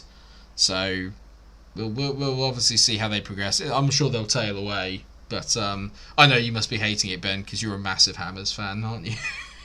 Yeah, I mean, for me, I think Brighton just had a bad day at the office. You would expect them on the day to be far more clinical, and I think if they were at their usual best, they probably would have put away a lot of those goals on the day. But I think you do have to give credit to West Ham. You nearly struggled saying that. And the thing is, the only player, there's 2 players in that squad that I can really highlight, and I think Jared Bowen, I think he's a phenomenal player, and I don't know why other clubs aren't trying to put a bid for him. I know he won't leave the club, but I just don't get why there isn't interest around Jared Bowen, because he's such a phenomenal player in that position. I think he can really hurt teams. And I think another one, James Ward-Prowse, it astounds me that West Ham were really the only club this this summer that we're going after James Ward-Prowse, and when you think about him as a set piece taker, he's probably one of the best in the world. Yeah, but that's what.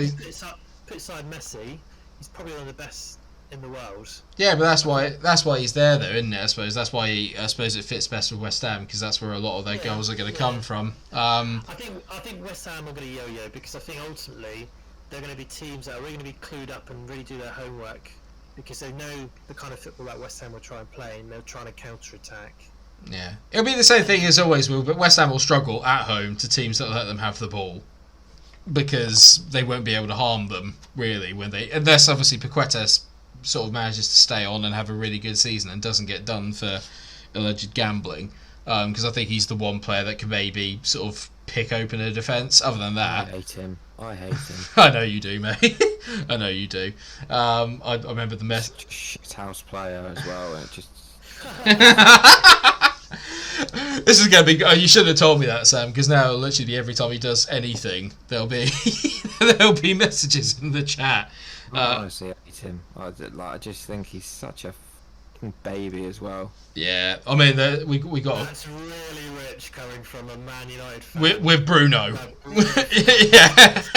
He is... I've never said... He literally puts his thumb in his mouth and sucks it like a baby. Yeah. I've never said Bruno isn't a baby. You know, and I've also said that he shouldn't be our captain, but Paqueta just takes the absolute fucking biscuit. Yeah, in all fairness, actually, Bruno has a yeah. I mean, it's B-Tech Bruno. I think is we have. That's I've got Richarlison. I'll get on to ours shortly because I've got a Trent vent on the way coming. I'm going to start calling that. It's the Trent vent section. But we'll get onto that shortly. Saturday, quite a lot of goals actually, I have to say, this weekend, more than I expected. Only 2 teams kept a clean sheet this weekend. Wolves, but that's because they were playing Everton. Actually, no, 3, sorry, tell a lie. Chelsea, Spurs, and Wolves. So out of the 3, only 3 teams to keep a clean sheet is saying something, actually, I have to say. Sunday, I mean, we might as well start with Burnley Villa, get that out of the way, because I know me and Sam are going to be on gloating corner here. They look sick. Villa are so good, mate. They are. Moussa Diaby, mate. And who the hell thought John McGinn could play as a sort of false 10? Unbelievable. Literally, mate, to be fair though, I think you were slagging Matty Cash off the other week, and he has banged in 2 insane goals. To be fair, I said to him, going forward, he's a winger. He's basically like the kind of he's basically Trent in Villa form. He cannot defend to save his life, but my God, going forward, like the second goal was unbelievable. The amount of passes and the foot and Diaby, marry me. He's honestly so. This is the reason why. Well, I'm sure Ben will wind me up about Salah later, but he would have been the only player, maybe apart from Mbappe, that I would go, you know what? Actually, if we let Mo go, but I got Diaby, I'd probably take that. Right-sided, left foot, fits the bill. He is unbelievably good. And this is without Ollie Watkins not being able to hit a barn door. Do you know what I mean? But it's just, and when hopefully, if he gets firing from a Villa point of view, they are going. I'm not looking forward to next weekend because we play them. I'm not looking forward to that at all. But I have to say, I think they were brilliant. Like really, really, really good. It just shows the Newcastle one was a complete anomaly. Like you said, Sam, very similar maybe to the Brighton West Ham game in some respects, but actually the game was more even. But it's just one team on the day just has the golden touch in front of goal, and the other one doesn't. You know, but I really pains me to say that Villa are good because I've got a mate who supports them as well, and it's just he unbearable. He's the most annoying person when it comes to gloating about Villa, and I'm just literally like, I can't even say anything this season because you've signed some decent players and you look quite good. Mate, trust me, literally, obviously Dad supports them from my point of view, so Ben's got a father-in-law, and I've literally, the day where Villa beat Liverpool 7-2 was arguably one of the hardest sort of, but I've got a real soft spot for Villa for obvious reasons, so I didn't mind it particularly, but they are the worst because they've been so starved of any good any happiness for so long. It's just like you just have to let them have it. Do you know what I mean? You just have to let them have that outpouring. I mean, obviously, I'd sort of say at the start of the season they've been one of the teams I've been most impressed with. I know they got spanked 5-1 by Newcastle, but other than that, I think even in that game, going forward, they're electric. I think Diaby is going to be incredible. Also, big shout out to Douglas Luiz, who I think's had a really, really good start to the season. I think he's been very, very good. Come on, come on, Ben. I want to hear your take on this game. Oh, they were lucky. No, I think I don't know. I still don't think Villa still has finished article. I think there are going to have standout moments. They definitely have games where they're gonna look good, but I think they're going to struggle against big teams. I think completely the opposite. I think they're going to tear big teams to shreds on the counter. That play them. I would. They are the one team, actually, I have to say, maybe apart from Brighton, when they're on Sant, they're the one team that I am not looking forward to playing them. I genuinely don't expect us to get a result on Sunday. But let's be honest here. They've played Burnley and Everton. Yeah, but they could. Yeah, but two teams that we've basically consigned to relegation, and they got thrashed by Newcastle, which you could argue on another day it may have tipped in their favour, but they haven't played a big club yet. So this kind of assumption that they're just going to shred clubs up, I would have to see it to believe it. And I think, fragile as Liverpool are, they're probably going to be a lot more threatening. I think you're going to see a lot of Liverpool outscoring teams.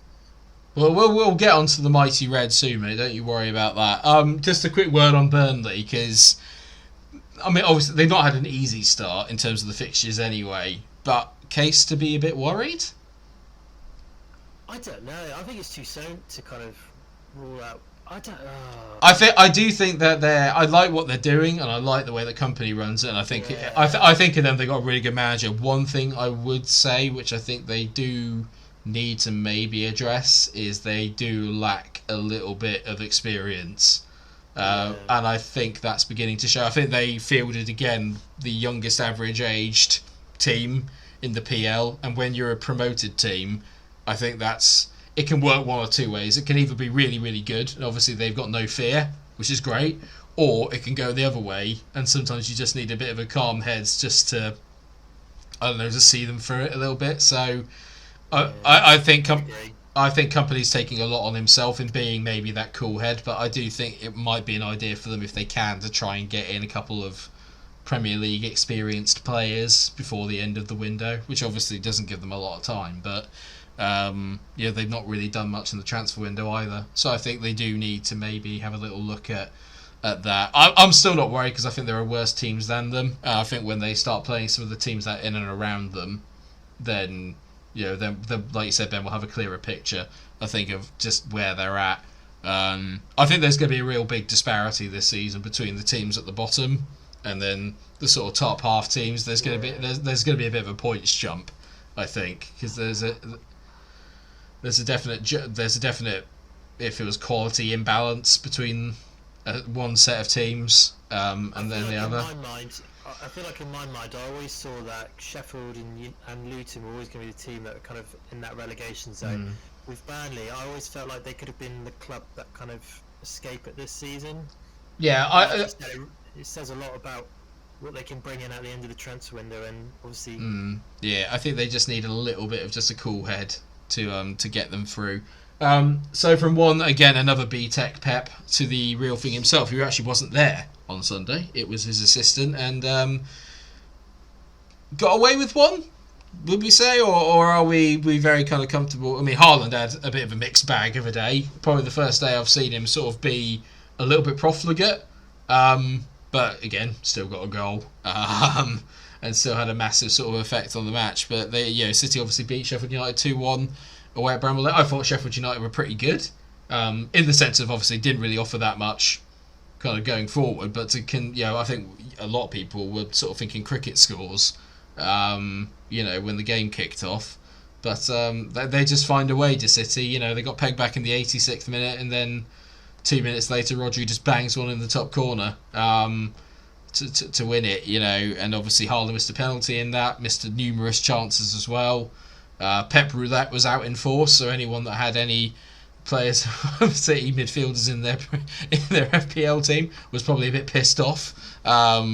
So I mean, what have we made of City? They're the only team that have got 9 points out of 9, 3 wins. But then from the fixtures, I'd say anything less than that probably is a failure on their part, because they've played Burnley away, newly promoted, could have been quite difficult, but not really. Newcastle at home, who are very different away from home than they are at home, and then another newly promoted team away from home. And the easy fixtures just kind of keep coming for them. I say easy, no fixtures easy in the Premier League, but they are for City. Where are we at with them? Are we thinking that they look ominous, or are there chinks in the armour? Are there things that they need to sort out? Where are we with City? I think there's always a chink in the armour where you've lost Kevin De Bruyne so early in the season, because I think his partnership with Haaland, it's like a match made in heaven. So I think when you lose him, Haaland's, I don't think he can score as many goals without De Bruyne. And I think, but they've just got so much depth. They've got so much quality. I think Rodri, for me, he always comes to mind when I think of City, because I think he's stepped up now, and I think he's probably one of the best midfielders in the world. He's the best. He's the best holding midfielder in the world, bar none. Yeah. In that 6 role, he is easily the best midfielder. Yeah, he might actually be. I mean, I never thought I'd say it, because I thought that Fernandinho for City was a little git, but an incredible footballer. And obviously you've had other ones, but I just think Rodri's everything. He's big, he's strong, he scores more goals than most DMs, he gets a few assists, he's an absolute menace from set pieces, he's cynical, he's dirty, you wouldn't want to play against him. He's unbelievably good. He's the one player, I mean, I think he's actually, if he was out for a longer period of time, they'd miss him more than they would miss De Bruyne, I think, personally. I think there's enough players in that City team to don't get me wrong, you know me, I love Kevin De Bruyne as much as anyone can love a City player, or especially a Liverpool fan can love a City player, but I think he's the best PL midfielder of all time. But I think if you took Rodri out of that City team, they're nowhere near as good as they are with him. I think he's absolutely irreplaceable. He's unbelievably good. Unbelievably good. I think for me, and I know you're going to hate me for saying this, but I think this is where you have to give credit to someone like Pep, because when I heard when they signed Consuelo and Rodri, I didn't get it.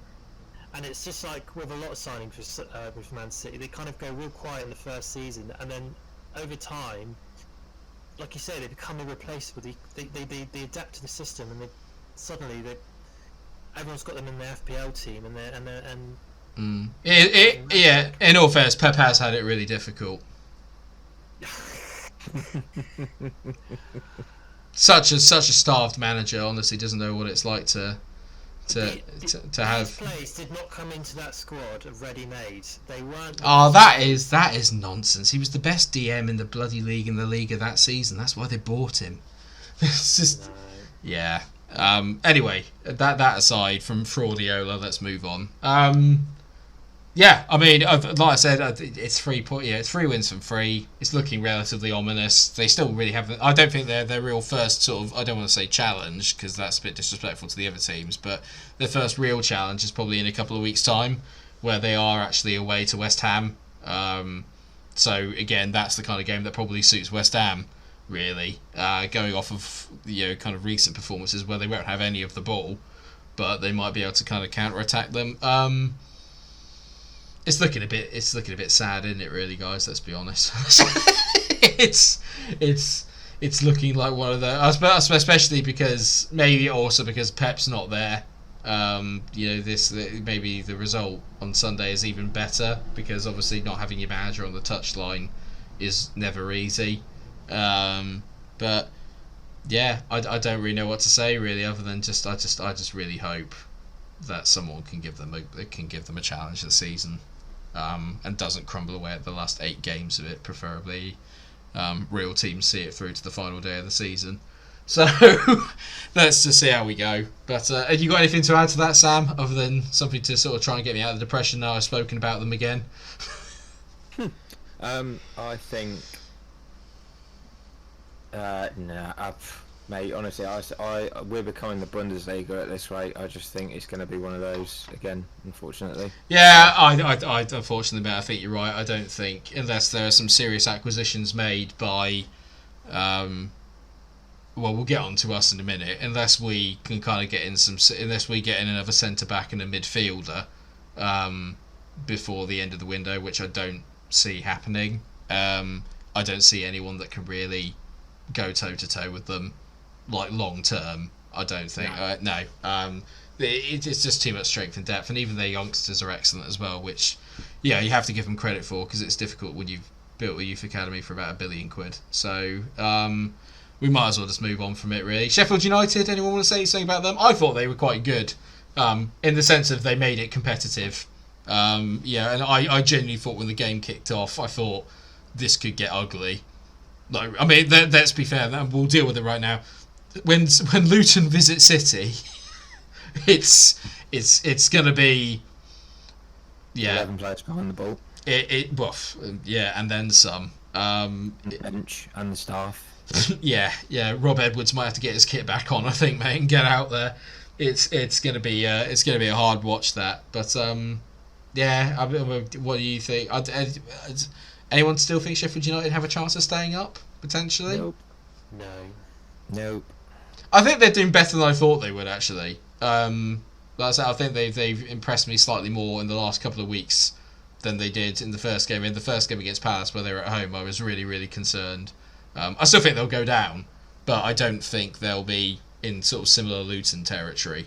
Yeah, I think they'll be a little bit closer to the other teams that go down, or the other team that goes down, rather. So, and then we come on to the, obviously, what actually very much saved my mood this weekend, from a completely football point of view.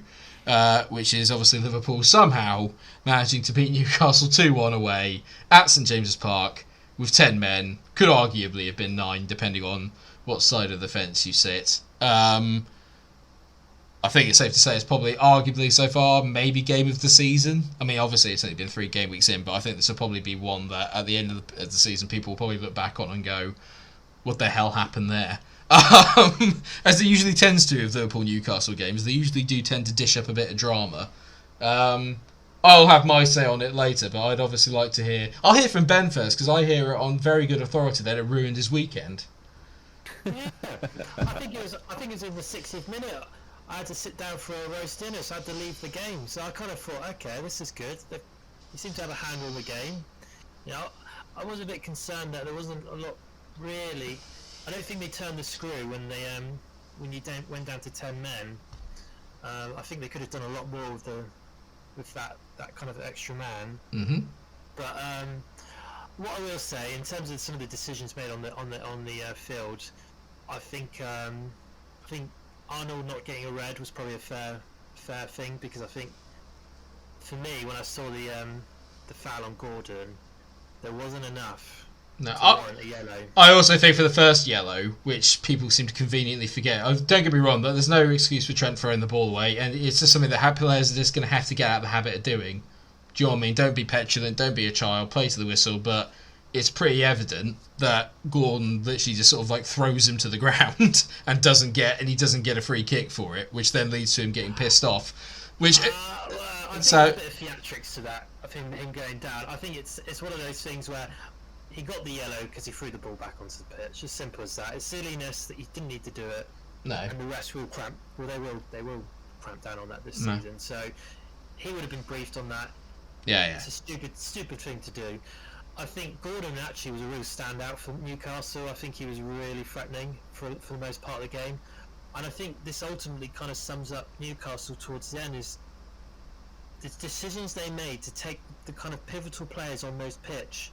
You know, you're taking off Tonali, you're taking off Joe Linton, you're taking Gordon off.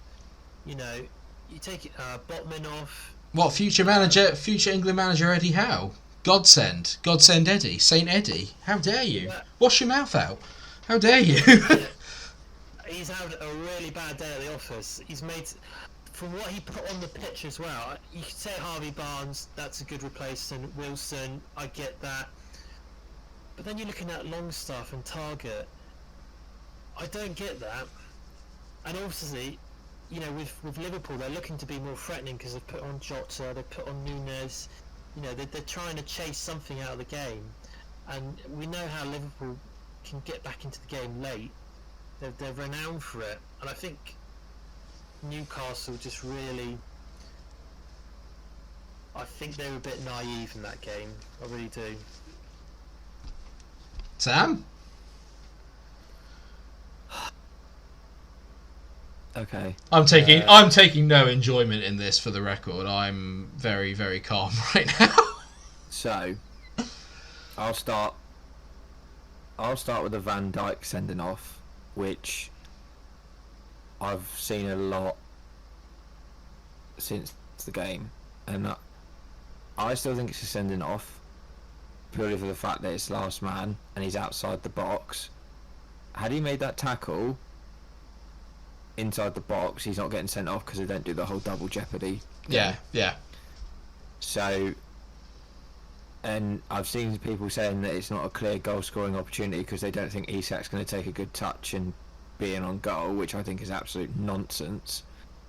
So I think that's a red card, and I think having looked at the Trent stuff over again, I think he should have had a foul against Anthony Gordon for the push. It was 100% a push in the back, because that's happened to me on so many occasions, because you end up running so quick towards the byline and the ball, or anywhere on the pitch actually, and the minute a player you can't stop. The minute a player puts any sort of force or leverage into your shoulder or your back to throw you over, you've got nothing to stop you. You just fall over. You can't help it. It's just, it looks theatrical, but it isn't. It's because you're running so fast that little nudge, as soon as you go over, that's it. You're gone. You can't stop yourself. Mm-hmm. And the throwing the ball back, you know, I agree with Ben. It's petulant. You know, you don't do it. Play to the whistle. You know. Yeah. No. You've all been briefed on it. You know not to do it. Don't do it. It's simple as that. So, I think if we're saying that he's been booked for that, then okay, that's fine. But he shouldn't have been in that position to throw the ball away anyway, because I think it's a foul on him. Yeah. Rather than. I think the referee causes the situation by not getting the decision right in the first place. And I think that's why he then doesn't book him for the other. Yeah, foul on Gordon, because he's realised he's probably cocked up and doesn't send him off. Yeah, it's a foul and it's a yellow card for that. And I think had he not been booked before, he'd have had a yellow for that. Oh yeah, no, definitely. Oh, 100%. I don't debate that at all. I'm 100% with you there. I think it's the one bit where a bit of common sense kind of comes into it. Yeah, absolutely. And I think in terms of the game, I think Howe has literally thrown that to Liverpool, and I think he's just Newcastle just basically imploded. And I said it on the day before, like, eventually I got there after you bit on my first comment and didn't give me a chance to say anything. I was so pumped. Yeah. I mean, just said, if you're listening, the amount of automatic response trigger mechanism that come from Mike the minute I messaged about, I can't remember even what I messaged, but it literally was like, well, we've done it against Newcastle, you had to do it against Forest, and I'm like, whoa, Jesus Christ, I haven't even said how well you played in the end, like the last final 15 minutes. I know. My fishing rod went into the fucking ocean and didn't return the bite you put on that. I think the thing is that you forget, obviously, is that I've got another 5 group chats full of United fans just giving me the same thing. So I forget that you're actually one of the more kind of intellectual and ones that actually kind of know a bit about football. Either way, so you're looking at, like Ben said, it's like you bring on Longstaff and you bring on Target, and I know Botman went off because he was injured, but And then, Harvey Barnes, great player. Wilson, I rate Wilson. But I just think Newcastle had 23 shots in total, and Liverpool only had 9. And we talk about the quality up top and making those possession and those shots on target and stuff count. I hate Nunez with an absolute because he chose Liverpool over United, and he absolutely, the 2 goals he had, the angle was ridiculous, and I just genuinely think he has hit 2 plum finishes, and just couldn't do it again if he tried. See, if he was in another position, in the exact same position in the next game, he doesn't score those. And I just think Klopp's gone to him, I need you to do a job here, and he's gone, all right, okay, I've effectively, he wasn't even one-on-one really, he still had a defender sort of snapping at his heels, and he still manages to find the side netting for the second finish, as well as the in off the post on the first finish. And I looked at that and I went, fair play. Do you know what? You haven't had the best of starts to your Liverpool career and stuff, but you didn't start this game. You've come off the bench with the last 15 minutes to go and get something, and you've done it. You know what? Fair play. They were insane finish. I looked at those finishes and I went, Jesus Christ, I'd be happy if like Rashford was scoring those, and Rashford's like starting for United and whatever, and it was like, what the hell? Come on, like. Yeah. That game had Newcastle winning that all over, and I'm not even talking. I generally think if Liverpool still had 11 players on the pitch, they'd have won that. Yep. No, agreed. And it just purely from the fact that how well Newcastle have been playing and what Eddie Howe's done there, but whatever Howe did with those he made those substitutions before Nunez came on the pitch, and I think the minute Howe made those substitutions, Klopp looked and went like a shark in the sea. He went, I smell blood here, I'm going to go for the absolute jugular here and just see what I can get out of it. Jota and Nunez, bringing those 2 players on was a stroke of absolute genius, because Newcastle pushed up trying to find that next goal, and they didn't get it. Nunez was there on the counter, pacey, big, strong striker, slots away 2 perfect finishes, and you're just like, well, that's it, you fucked it. Yeah, I mean, it literally, I think, and obviously I know that you, like you said, I think you've probably obviously got that psychological entry, just the same as I'll have for Caicedo for the rest of my life. But it is literally that thing of just, if there's ever a player that probably needed it, and arguably maybe deserved it, really, from our point of view, because he tries so bloody hard, bless him. And he's playing as a winger still. He's not being played as that out-and-out striker, is he? So it's not yet. In pre-season, he looked lethal. Like there in a lot of this pre-season, and we kind of thought, okay, well, here we go. And then obviously he hasn't started any of the 3 games at the start of the season. And I just think you got to. It's one of those where you just got to hand it to Klopp, because he's just fired him up. He's pissed him off. He did the same with Jota, who's arguably he's obviously been pretty decent as well. He had a very good pre-season. Obviously got the goal the other week, obviously against Bournemouth. Didn't play well, but he always seems to do something, does Jota, even when he doesn't play well. And he just pissed both of them off by not playing them. And managing to bring them on. I mean, for me, I couldn't tell you how much. It's probably one of the most satisfying wins, probably since the Barcelona one, the 4-0. Just because I was in the car on the way back and watching the game on the way back from the airport, and I was just sort of sat there going, this is just. I'll start off with the obvious, and this has got to be contextualised, but Trent Alexander-Arnold, the Trent vent is coming, because I'm fed up. I just, why we haven't gone and got another right back, I just don't know. I don't understand it. I really don't. You can't play him as a fullback. He doesn't work as an inverted fullback. He is the ultimate. I said it to you guys. He's the ultimate kind of football conundrum or football Rubik's cube. He's got these incredible attributes, like these incredible physically, he's pretty decent. You know, he can keep going for days. He's relatively quick. His passing range is unbelievable. He's got the ability to hit wonderful free kicks and a brilliant striker with the ball. But he is literally just a League One defender. It's just so bad. Actually, it's not technically problems. It's the mentality. He's just not switched on. It's like he cannot concentrate for more than, I don't know, 70 minutes of a game. Like for 70 minutes, it was almost like he made the mistake and he went, "Oh God, I'm playing a game of football," and then he was fine for the rest of it. But he's literally I've never seen a fullback worse in one-on-ones than Trent either. Like, what I don't get is, why don't you just move him into the midfield? Because he's not good enough. Why? He's not good enough to, and that was highlighted in the game against Bournemouth.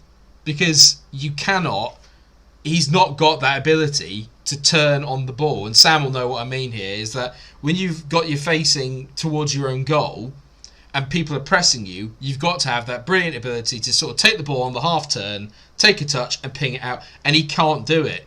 He's so used to the game being in front of him, because that's what happened at fullback. The thing about Trent at fullback is because he had so much space in front of him, especially when Liverpool were at their best and they were pressing teams high, Trent would win the ball back and there'd be no one near him to press him so he could pick these passes. Yeah, he is like De Bruyne in the sense that he can literally, I think next to De Bruyne, he's arguably possibly the best passer in the Premier League if you give him time and space. De Bruyne can do it no matter where he is, and that's why De Bruyne's a midfield player and Trent isn't. And Trent cannot do it. We've tried it, Ben. Yeah, he had a decent end to the end of last season. Still defensively shit. He cannot do it, and you cannot have it. You cannot carry someone in the midfield. Just the same as you cannot carry someone at fullback. And it was exposed so much more this weekend because Konate wasn't there, and it was Matip and not Konate that was on that right-hand side of the pitch. And Matip doesn't have the legs or the physicality of Konate. He doesn't read the game as well as Konate. When I found out Konate wasn't playing, I'd given up hope. I genuinely thought we're going to get absolutely pasted here, because Van Dijk's nowhere near the player that he was, and for the record, I think it's a clear sending off as well. It's one of those, but it's sort of like a soft red. He gets the ball, but just don't make the tackle. Just don't make the tackle. If that's Van Dijk, pre-Pickford, he just runs with him down to the corner flag, ushers him out, and then we'll just nick the ball off of him. Do you know what I mean? That's Van Dijk at his best. He just had this aura. And I think actually in some ways he's been trying to defend with that same aura since he came back, and it's not there. People aren't scared of him anymore. Do you know what I mean? And he's just got to get that out of his system. But Trent, I'd say it sort of semi-jokingly in the chat, but I mean it. Sometimes with Trent, in the big games, it is like playing with 10 men from the start, because you just have to accept that you're going to have no coverage on that side of the pitch, because he will always let you down in the big game because he cannot concentrate for 90 minutes. He just can't. I'll jump in here quickly for Trent. I think there's one thing that I've sort of noticed watching him, and it was something that I personally did. I played it right back for a number of years at 11-a-side, and when I first got into sort of proper men's football rather than the kids under 18s, under 17, under 16 stuff, you had to be on your toes all the time in men's football, because if you're on your heels and you're not ready to receive that ball, your first touch is shit, and then after that, if your first touch is shit, the next pass is going to be terrible. Your first touch is correct, your next touch is going to be better. And Trent seems to have an issue where he never seems ready to receive a ball. He sort of waits for it. I don't see him coming to the ball very often. I see him waiting for that ball to come to him. I think he's expecting a much more powerful fizzed in pass into his feet, and I think he sits there waiting for it. And then I think ultimately he realises, I've waited for this for too long, I've been closed down. And I think a lot of wingers see that and have realised that, and they close him down a lot quicker because he waits. He doesn't. I think if you watch the really good fullbacks, Chilwell, Shaw,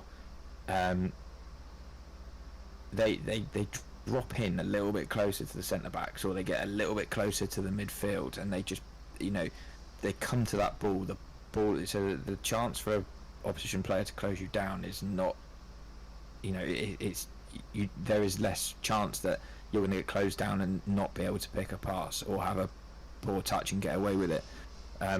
So I just think he needs to potentially just work on his positioning and being on his toes a little bit more, and just come to the ball for a pass to, okay, you might have pulled wide and you're looking to spread the play along the wings, but ultimately as a fullback you should be able to defend, and I think if you're going to land yourself in a position where you're not ready to defend, and it's even when he's shielding the ball as well, you just sort of think it's a lot of reactive in terms of that he's chasing back and he's running alongside the winger. One of the first things I was taught was that when you run back, you get yourself in front of that winger and you shield the ball. You don't let them get to that ball, because if you block them, the only thing they can do is either foul you, or if they're stronger than you, you're going to fall over and land on top of the ball. It's a foul again, and you just sort of think, why isn't he just doing that? Why does he feel he has to run alongside the wingers? I think it's because he's that way. My thing is, I think it's a mentality thing. I just think he's genuinely not. He's more focused about what can I do going the other way than what can I do to sort of to keep goals out of the way. And he's always been like that. Yeah, and I don't know if that's actually something that's been drummed into him by Klopp, because obviously he's the only manager that he's ever played under, but I would be amazed if Klopp hadn't at some point just gone, Trent, for fuck's sake, can you just try and and don't get me wrong, I think it's one of those things where he's a generational talent on his day. He's absolutely unbelievable, but I just it's the games like this where I find it going, some games like this is where we just need someone that can defend. Do you know what I mean? I don't want to say it, but a Wan-Bissaka. Do you know what I mean? Someone that's just incredibly good at one-on-ones, and it's just going to shut, like Kyle Walker, someone that's just going to shut someone down for a game. Do you know what I mean? Because we all know that Anthony Gordon and Isak on that sort of left-hand channel is their main source of danger, really. So, and everyone's going to target Trent as well, because they know that he's not interested in doing it. I'm just curious, because we've always had the same conversation. You've already got your own segment for the Trent vent. At one point, do you start being critical of Klopp and his decision to keep him in that position? Because you could very quickly riposte and say, well, we don't have another player for that position, but you've had transfer windows where you could have addressed this, and very good point. And the thing is, you could have swapped Arnold out for Gomez, or you could have had somebody in that position, and you could have put him in the midfield and make use of his attacking abilities. I know you say he's not good enough for the midfield, but the reason I don't see where you could really lose from that, if you've got a more competent right back who can protect Arnold, then surely that gives him more license to do damage. It's a very good question, because ultimately you need to look at Klopp still picking him, and ultimately what is he seeing that everyone else is, or what is he not seeing that everyone else is seeing? My honest answer, you should see some of the chats I have with my Liverpool mates, is that I've asked that very, very same question pretty much every week. The honest answer is I don't know. I don't know if it. I've criticised Klopp before about being too loyal to players. I think there's an argument that that's the case with Trent. There is this thing about, I suppose they weigh up the pros to the cons, but so they look at him as in that too. When he's on his day, generational talent. The problem with that, then, I found, is that what happens when the attacking returns dry up? So far this season, he hasn't had an assist yet. Last season, he had nowhere near. If he's racking up double-digit assists and chipping in with 3, 4, 5 goals every season, you can, when we won the title, when we did the quad, you can accept it. Do you know what I mean? You can accept it, because actually the pros of him going forward outweigh the cons of him being crap at the back. When that dries up, like it did last season, that's when questions are. Everyone at Liverpool at the moment is literally just fixated on this idea of being, we need a left-sided centre-back because we need to play Trent in the inverted role. I'm sort of sat there going, no, you need a right-back. Do you know what I mean? We need someone that's like Joe Gomez, but more consistent and can stay fit. The reason why he doesn't play Gomez is because Joe Gomez is incredibly inconsistent. You're just as likely to get a 1 out of 10 out of Joe Gomez as you are a 2 out of 10 out of Trent. we've got as the running joke where I said I thought Joe Gomez was the best fourth choice centre back in world football a couple of seasons ago, and I genuinely believed it. And then he literally threw in no, for the last two. And arguably again, but then he comes on against Newcastle. He was unbelievable. He didn't put a foot wrong. He was great. He was a boss. He was brilliant. But that's one in every 4-5 games. I'm just surprised Klopp hasn't tried to experiment with changing out players in that position, because, like you said, he was a liability last season, and he's proving to be a bit of a liability this season. I mean, we see with Arteta, he's putting Billy Partey in the back. Yeah, but we did sign. To be fair, we signed Calvin Ramsey last year, and as we know, we're not afraid to chuck in youngsters when it comes. But then he got injured for 8 to 9 months. So, but why he's not had a bit of a run in? Apparently, we're waiting for Conor Bradley to come back, who had a decent spell away at Aberdeen last year as well. So we might be able to get him in. The honest answer, guys, is that I couldn't tell you why we've done it, other than I just guess that there's just so much faith that eventually he's just gonna. To be fair, at the end of last season, where we turned the corner and nearly nicked CL football, Trent was a massive part of that, because he then moved into that inverted wing back against Arsenal, and suddenly he looked like Trent again. Do you know what I mean? Like prime Trent. But it just feels a bit. You know what my feelings are. For me, I'm not one of these. Maybe it's because I'm not obviously fundamentally a Scouser, so therefore I don't have that sort of. You can't say anything bad about him because he's the Scouser in the team. But everyone else seems to have a problem, like kind of criticising Curtis Jones, and he's a Scouser.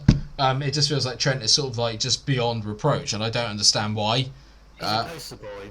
I think he's. Yeah, I mean, I don't want to get too hung up on it, because I mean, he's not the only problem that we got. Don't want to get hung up on it. We've been on this for the last 15 minutes. Yeah, I know. Yeah, sorry. Can we? But just in terms of the game in general, another key part that everyone forgets, and I think it just highlights why he is the best goalkeeper in the world. That save from Almiron, not because of the positioning of it, because it's not straight at him, but it's just how hard he hits it from about like 12 yards out.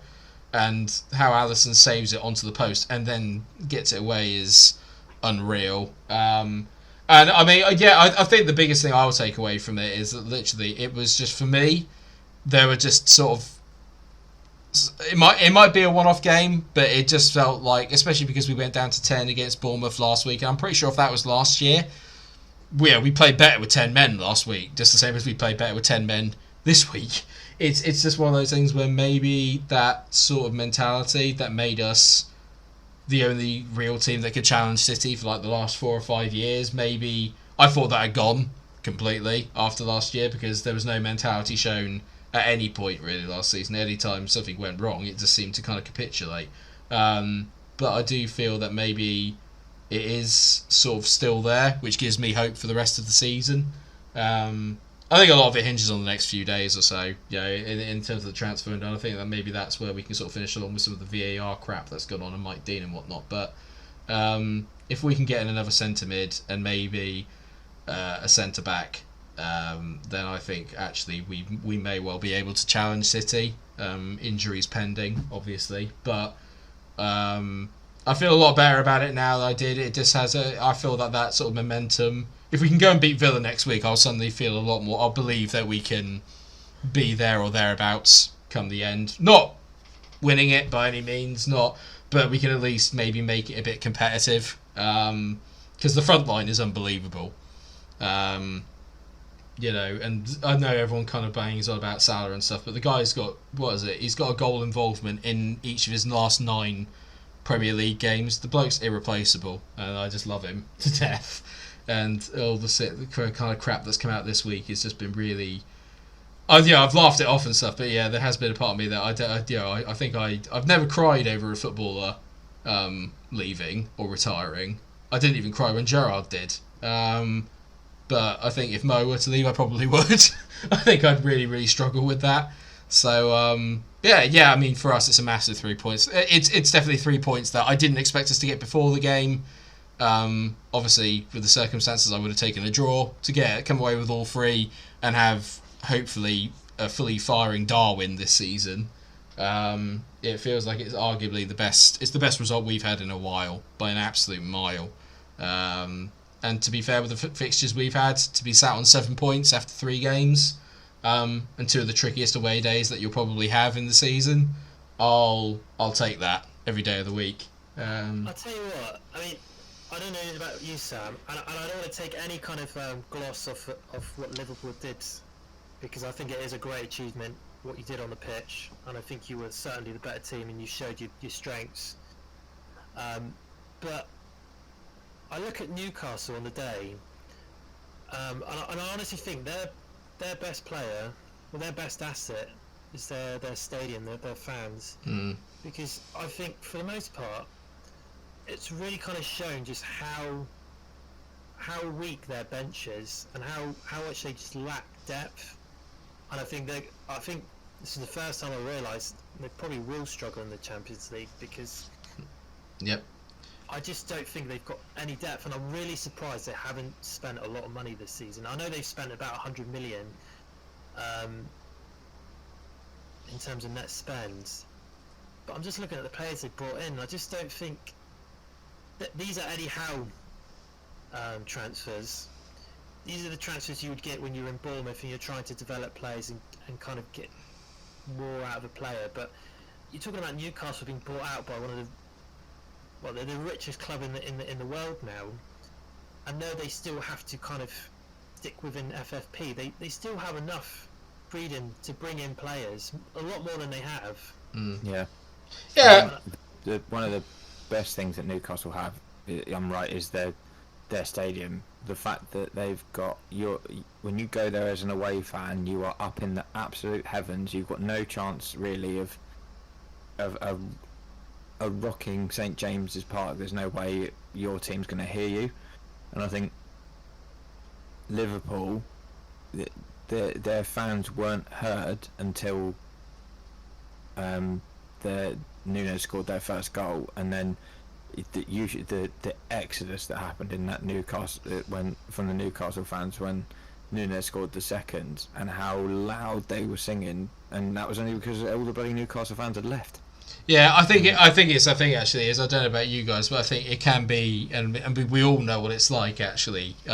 Maybe me a bit less so with the Anfield guys, because we're a bit. I don't know. I don't want to be that episode. Oh, we're different, because we're not. But there is that thing. We've been at stadiums before that you've seen it at Arsenal. You've seen it occasionally at Spurs, and City, the Etihad, where there is that sort of thing where if you're, especially when you're a man up and you're not putting them to the sword, it almost becomes a bit of a disadvantage because the crowd gets a bit antsy. Do you know what I mean? Like suddenly you've got like 50,000, 60,000 people that are expecting you to go and then wipe the floor with 10 men, and you're not doing it. And then suddenly that nervous energy spreads across the players, and that's what. And the other thing is that Eddie Howe's a B-Tech manager, and Jason Tyndall can suck my dick. I hate Jason Tyndall, and I think Boovy said it best. I'm not a big Boovy fan because he's a gaslighter and a City fan, but when he does speak sense, but he said, I think Klopp did and Liverpool did the world a favour and football a favour by shushing Jason Tyndall and telling him to sit in his place, because he's not a manager. When he lost the dressing room, he failed miserably, and he should just go back to his little thing of being Eddie Howe's pet. And there you go, that's the last thing I'm going to say on that. Bloody Love Island wannabe. Anyway, so yeah, I mean, sorry, yeah. So we've got a couple of things we need to get through just before the end. We've got predictions for next week. Quick one from you guys. We had a little bit of a chat of it off air. I will edit this down because there's a lot of waffle going on in here everywhere anyway. But Mike Dean, VAR, integrity of refereeing. Anyone got a problem with it? I do. But obviously, for those that don't know, Mike Dean was speaking about the Chelsea-Tottenham. Ironic that. About what was it? I can't remember. Was it Romero? Wasn't it? Pulling on on Cucurella's hair last season, and then Spurs went on to equalise from the preceding corner when it should have been a foul and arguably a red card for Christian Romero. Mike Dean said, and I quote, "My mate had a really difficult game because it had been very cut and thrust, and he didn't want to send his mate over to the screen to make it worse because he'd had a really hard day," which I think is absolutely unforgivable and is a load of absolute nonsense. And I think we're finally realising that Mike Dean was never a good referee. Yeah, it's unbelievable. It's genuinely unbelievable. And then he came out and obviously then started trying to backtrack on Sky Sports News, saying, I used mate in the wrong context. By that I mean he's a colleague. I don't see him outside of work and all this sort of thing.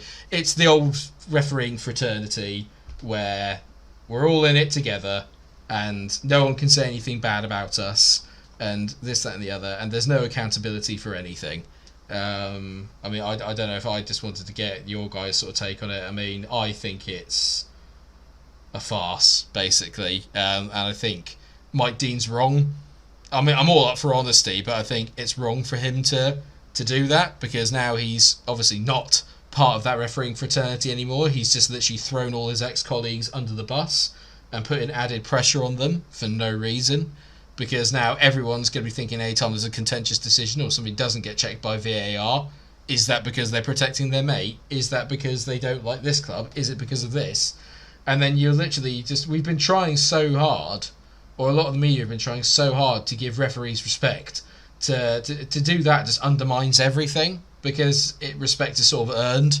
So if you're going to come out and just say, well, I'm not going to, I didn't do this because I didn't want my mate to have a really bad day. If you did that in any other job, you're in some serious trouble. Do you know what I mean? Like, some really serious trouble. Especially when it's like there's multi-millions of pounds, riding on these fixtures and these outcomes. And he only got a 3-game ban for it from the PGMOL. I genuinely don't really. The more I talk about it, the more angry I get, really. Because obviously you've had managers and that say you can't talk about. Like Klopp obviously had it with Tierney last season, where he came under massive fire because they were saying you can't challenge the integrity of the referee, you can't say that they prefer this club or this, that and the other, or they have a thing against your lot. And then you've got a referee that was actually refereeing in the same season say, well, actually, I did it because I just didn't want my mate to get into trouble, really. I think it raises a lot of questions which I don't think people are going to be very comfortable answering. But I don't know if that's me reading into it too much, or if you guys are on the same boat, or...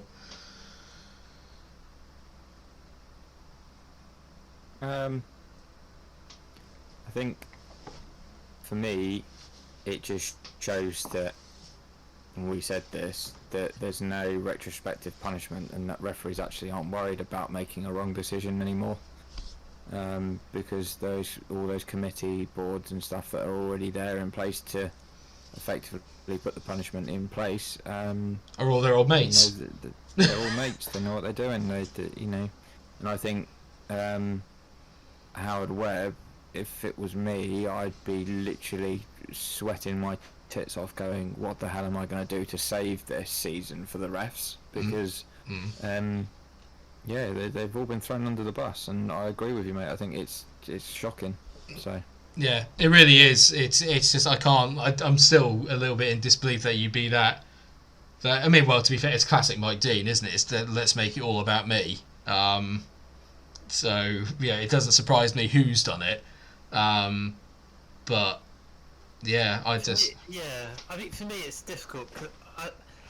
It's hard to understand what his motivation was to go into that interview. It's because it's Mike Dean, and it's all about me. I know that's how he's kind of been personified, and we don't really understand people's, if they've got an agenda or not. But I think for me it's a watershed moment for the PGM. Oh well, yeah. And I think it's almost like a necessary evil, because I think this is kind of the kind of side of refereeing that we've kind of made assumptions about and had our conspiracies. And I think for a referee to come out and say it and kind of confirm what we've all the suspicions we've had in the past. Yeah. It's almost like, right, he's put it out on the paper now. There's no hiding from this. There's no kind of what ifs. We've got a ref that's actually come out and been honest about this. They can't hide from it. And I know it puts more pressure on the referees. But as we all know, for a lot of us, VAR is at a kind of breaking point now where it's failing the game. It's not enhancing the game, and you know, it doesn't make sense when you, because I said it before. It would, for me, you have to break the circles. You know, every league's got their own group of referees that they use. They need to start mixing that up, because you see it in the European Cups, you see it in international. The level of refereeing is so much better, and it's not just because they're referees from different leagues. It's because you're getting a different pool of refs working together who aren't familiar, and they're more accountable. And there are no mates. There are no kind of help me outs. Yeah, it's when they use the same pairings on games, and how that works is I don't understand how that can work, because like you said, you do just get into that thing of, because I'm bringing the human aspect into it, and he's not my mate, you know, he's a colleague, and this, that, and the other. It's just like, if you spend that much time with your colleagues and you go to meetings all the time, then you go through really stressful situations together. A bond is naturally going to happen. So there's no point in denying that there's obviously a kind of mates rates thing going on, in terms of, you know, I do want to protect him because it's referees union and this and the other. Don't get me wrong, obviously they don't deserve half the abuse that they do. I hope that Van Dijk does in some way get the book thrown at him for not, really taking it well the other day. Granted, he's the captain and he should be able to talk to the referee, but you can't kind of react the way that he does. You know, you just do what McAllister did the week before. He went, right, don't agree with it, but he just walked off, and then that was it, and he got rescinded. You know, and I think that side of the respect for the referee should be, should be done. But at the same time, respect goes two ways. You know, this is actually the worst week really for this to happen. Especially the thing is that you cannot come from a place of sort of, what's the word I'm looking for? You can't come from a place of sort of being in your ivory tower and being very like, oh, we want respect, we need this, we need that, and still be shit at your job. Do you know what I mean? Like, if you're going to do it, you've got to be able to back it up and not make some of the calls that we're 3 weeks into the season, and we've already had about 3 or 4 VAR calls that we're all going, how the hell's that happened? Do you know what I mean? We had the Worrell one at the weekend. We had Onana. In week 1, we've had 2 penalty. The inconsistencies with the penalties. I mean, I know Haaland missed it, so in some ways justice was done the other day. But what the hell is the Sheffield United defender meant to do when he's already dived into the tackle? You have to defend like that, because if you dive in without your arm outstretched, you've got no balance, and you fly into the hoardings, you'll break your leg. Do you know what I mean? And it's just like they just want them to be like bloody... I do wonder... Sorry, mate. I do wonder whether, in the same way they have an F1 where, the team box can talk to the race director, and raise their concerns, whether teams should have the same kind of grace where they can talk to VAR and VAR have to communicate to a team official why they haven't reviewed something, why they've made a decision in the box real time, and challenge them, because it seems like you said, they're so removed from the game that there's no real governance going on in the VAR box other than the refs that are in there officiating the game. No, and I think, again, this doesn't help the whole essence of transparency. It doesn't help their situation where they're going, oh, we want this and we want that, and now obviously Mike Dean throwing that grenade in, and they're still going, oh, we don't want to give the audio of what's going on in the box.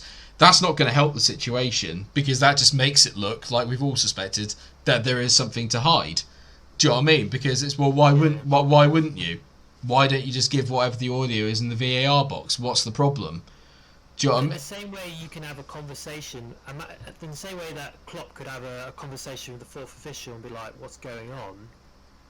There should be that same level of communication in the VAR box, because ultimately, if you feel like there needs something looking at, they need to have that. There needs to be that dialogue. Yeah. I don't think it's necessarily the right thing to do to have VAR completely removed from the game. No. I think that you need to have it. It's here. It's been invested in. It just needs people that know how to bloody operate the damn thing properly. It's not hard. But anyway, I mean, I don't want to go on for too much longer because we've just got to get predictions done for next week very, very quickly. I'm actually looking at doing a predictions chart for how we're getting on, and at the moment, we're actually doing quite well on a lot of ours. None of us got the Brighton West Ham result right, obviously. But yeah, I'm going to tally up some scores. But it looks like at the moment, I think I'm leading in the predictions charts, followed by Sam, and then Ben's not too far behind.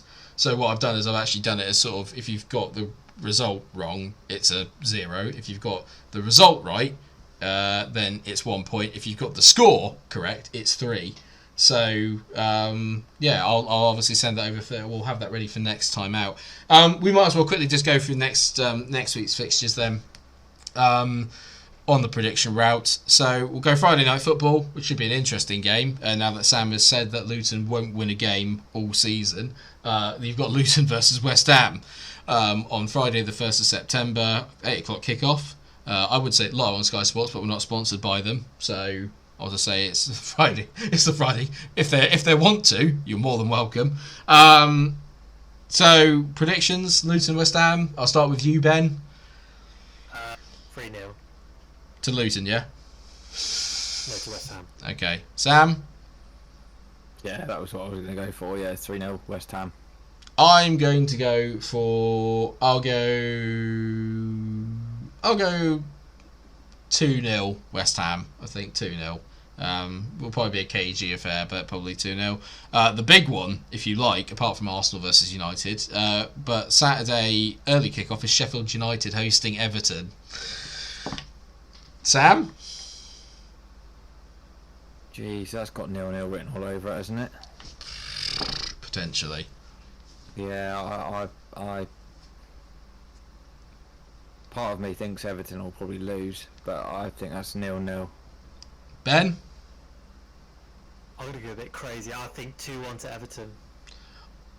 I'm going to go 2-1 Sheffield United, I think.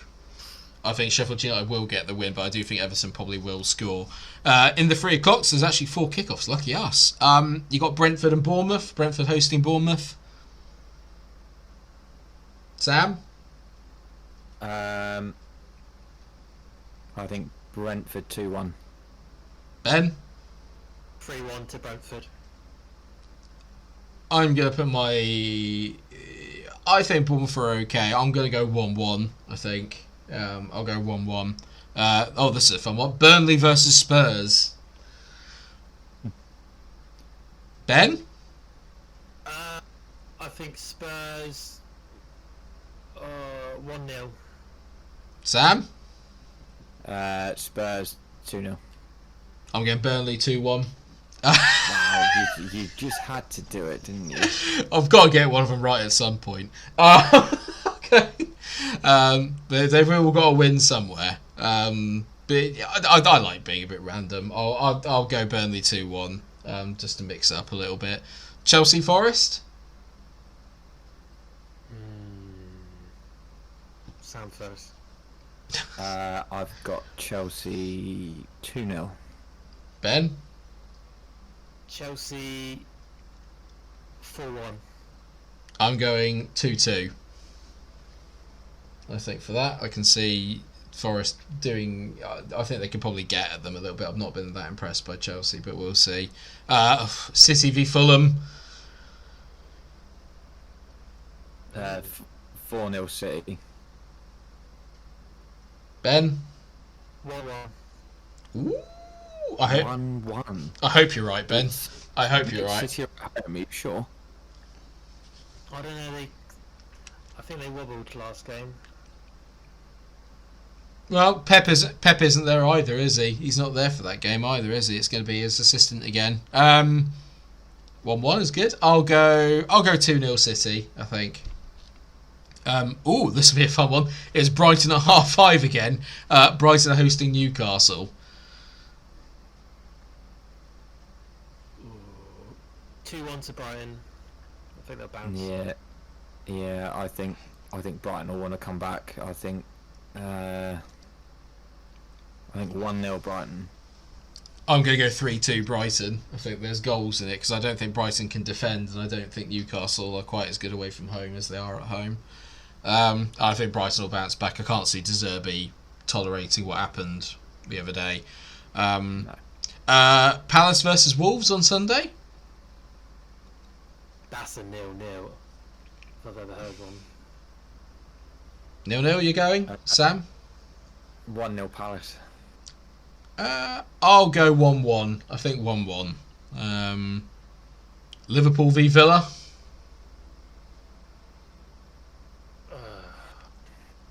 2-2. Yep.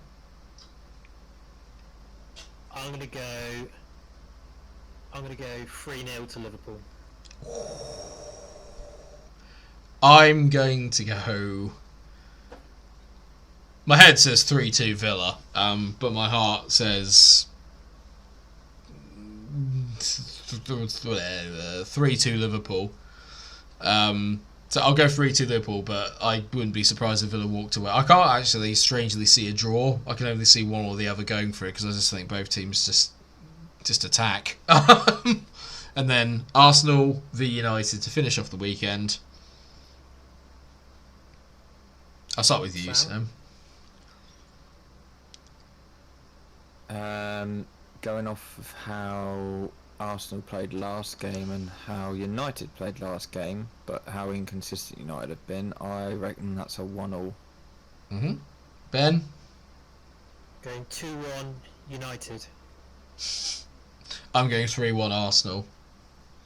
I think it's just the only reason is just the United away against a slightly bigger team. That's it. Ideally, it'd be a draw, as far as I'm concerned. But obviously, yeah, I just think that Arsenal. It depends a lot on what Arteta does. I think if he just goes back to tried and trusted, I think they'll win that relatively comfortably. But if he keeps pissing about with changing his personnel and formation around, which he is likely to do because he's a Pep disciple, then it could maybe be a bit closer. But I'll stick my neck out and say 3-1 Arsenal. So yeah, we'll see obviously how that kind of goes next week. But yeah, a bit of a longer one today. I'll obviously do a fair bit of editing because there's been a lot to get through. Because essentially we have covered 2 game weeks, to be fair. So there has been a little bit more to kind of go through. Mike Dean chucking grenades in probably doesn't help either. Thanks, obviously, guys, for your time as always. It's been another great podcast. I'm enjoying the fact that we do it regularly. Yeah, obviously, we've managed to make it through, Sam. So no news is not so good news, I suppose. Yeah, maybe. I'm hoping next time you'll we be record one, there'll be a baby. But you'll be a dad. At the moment, no baby. So. No, like Spurs' wait for a trophy, it just keeps going on.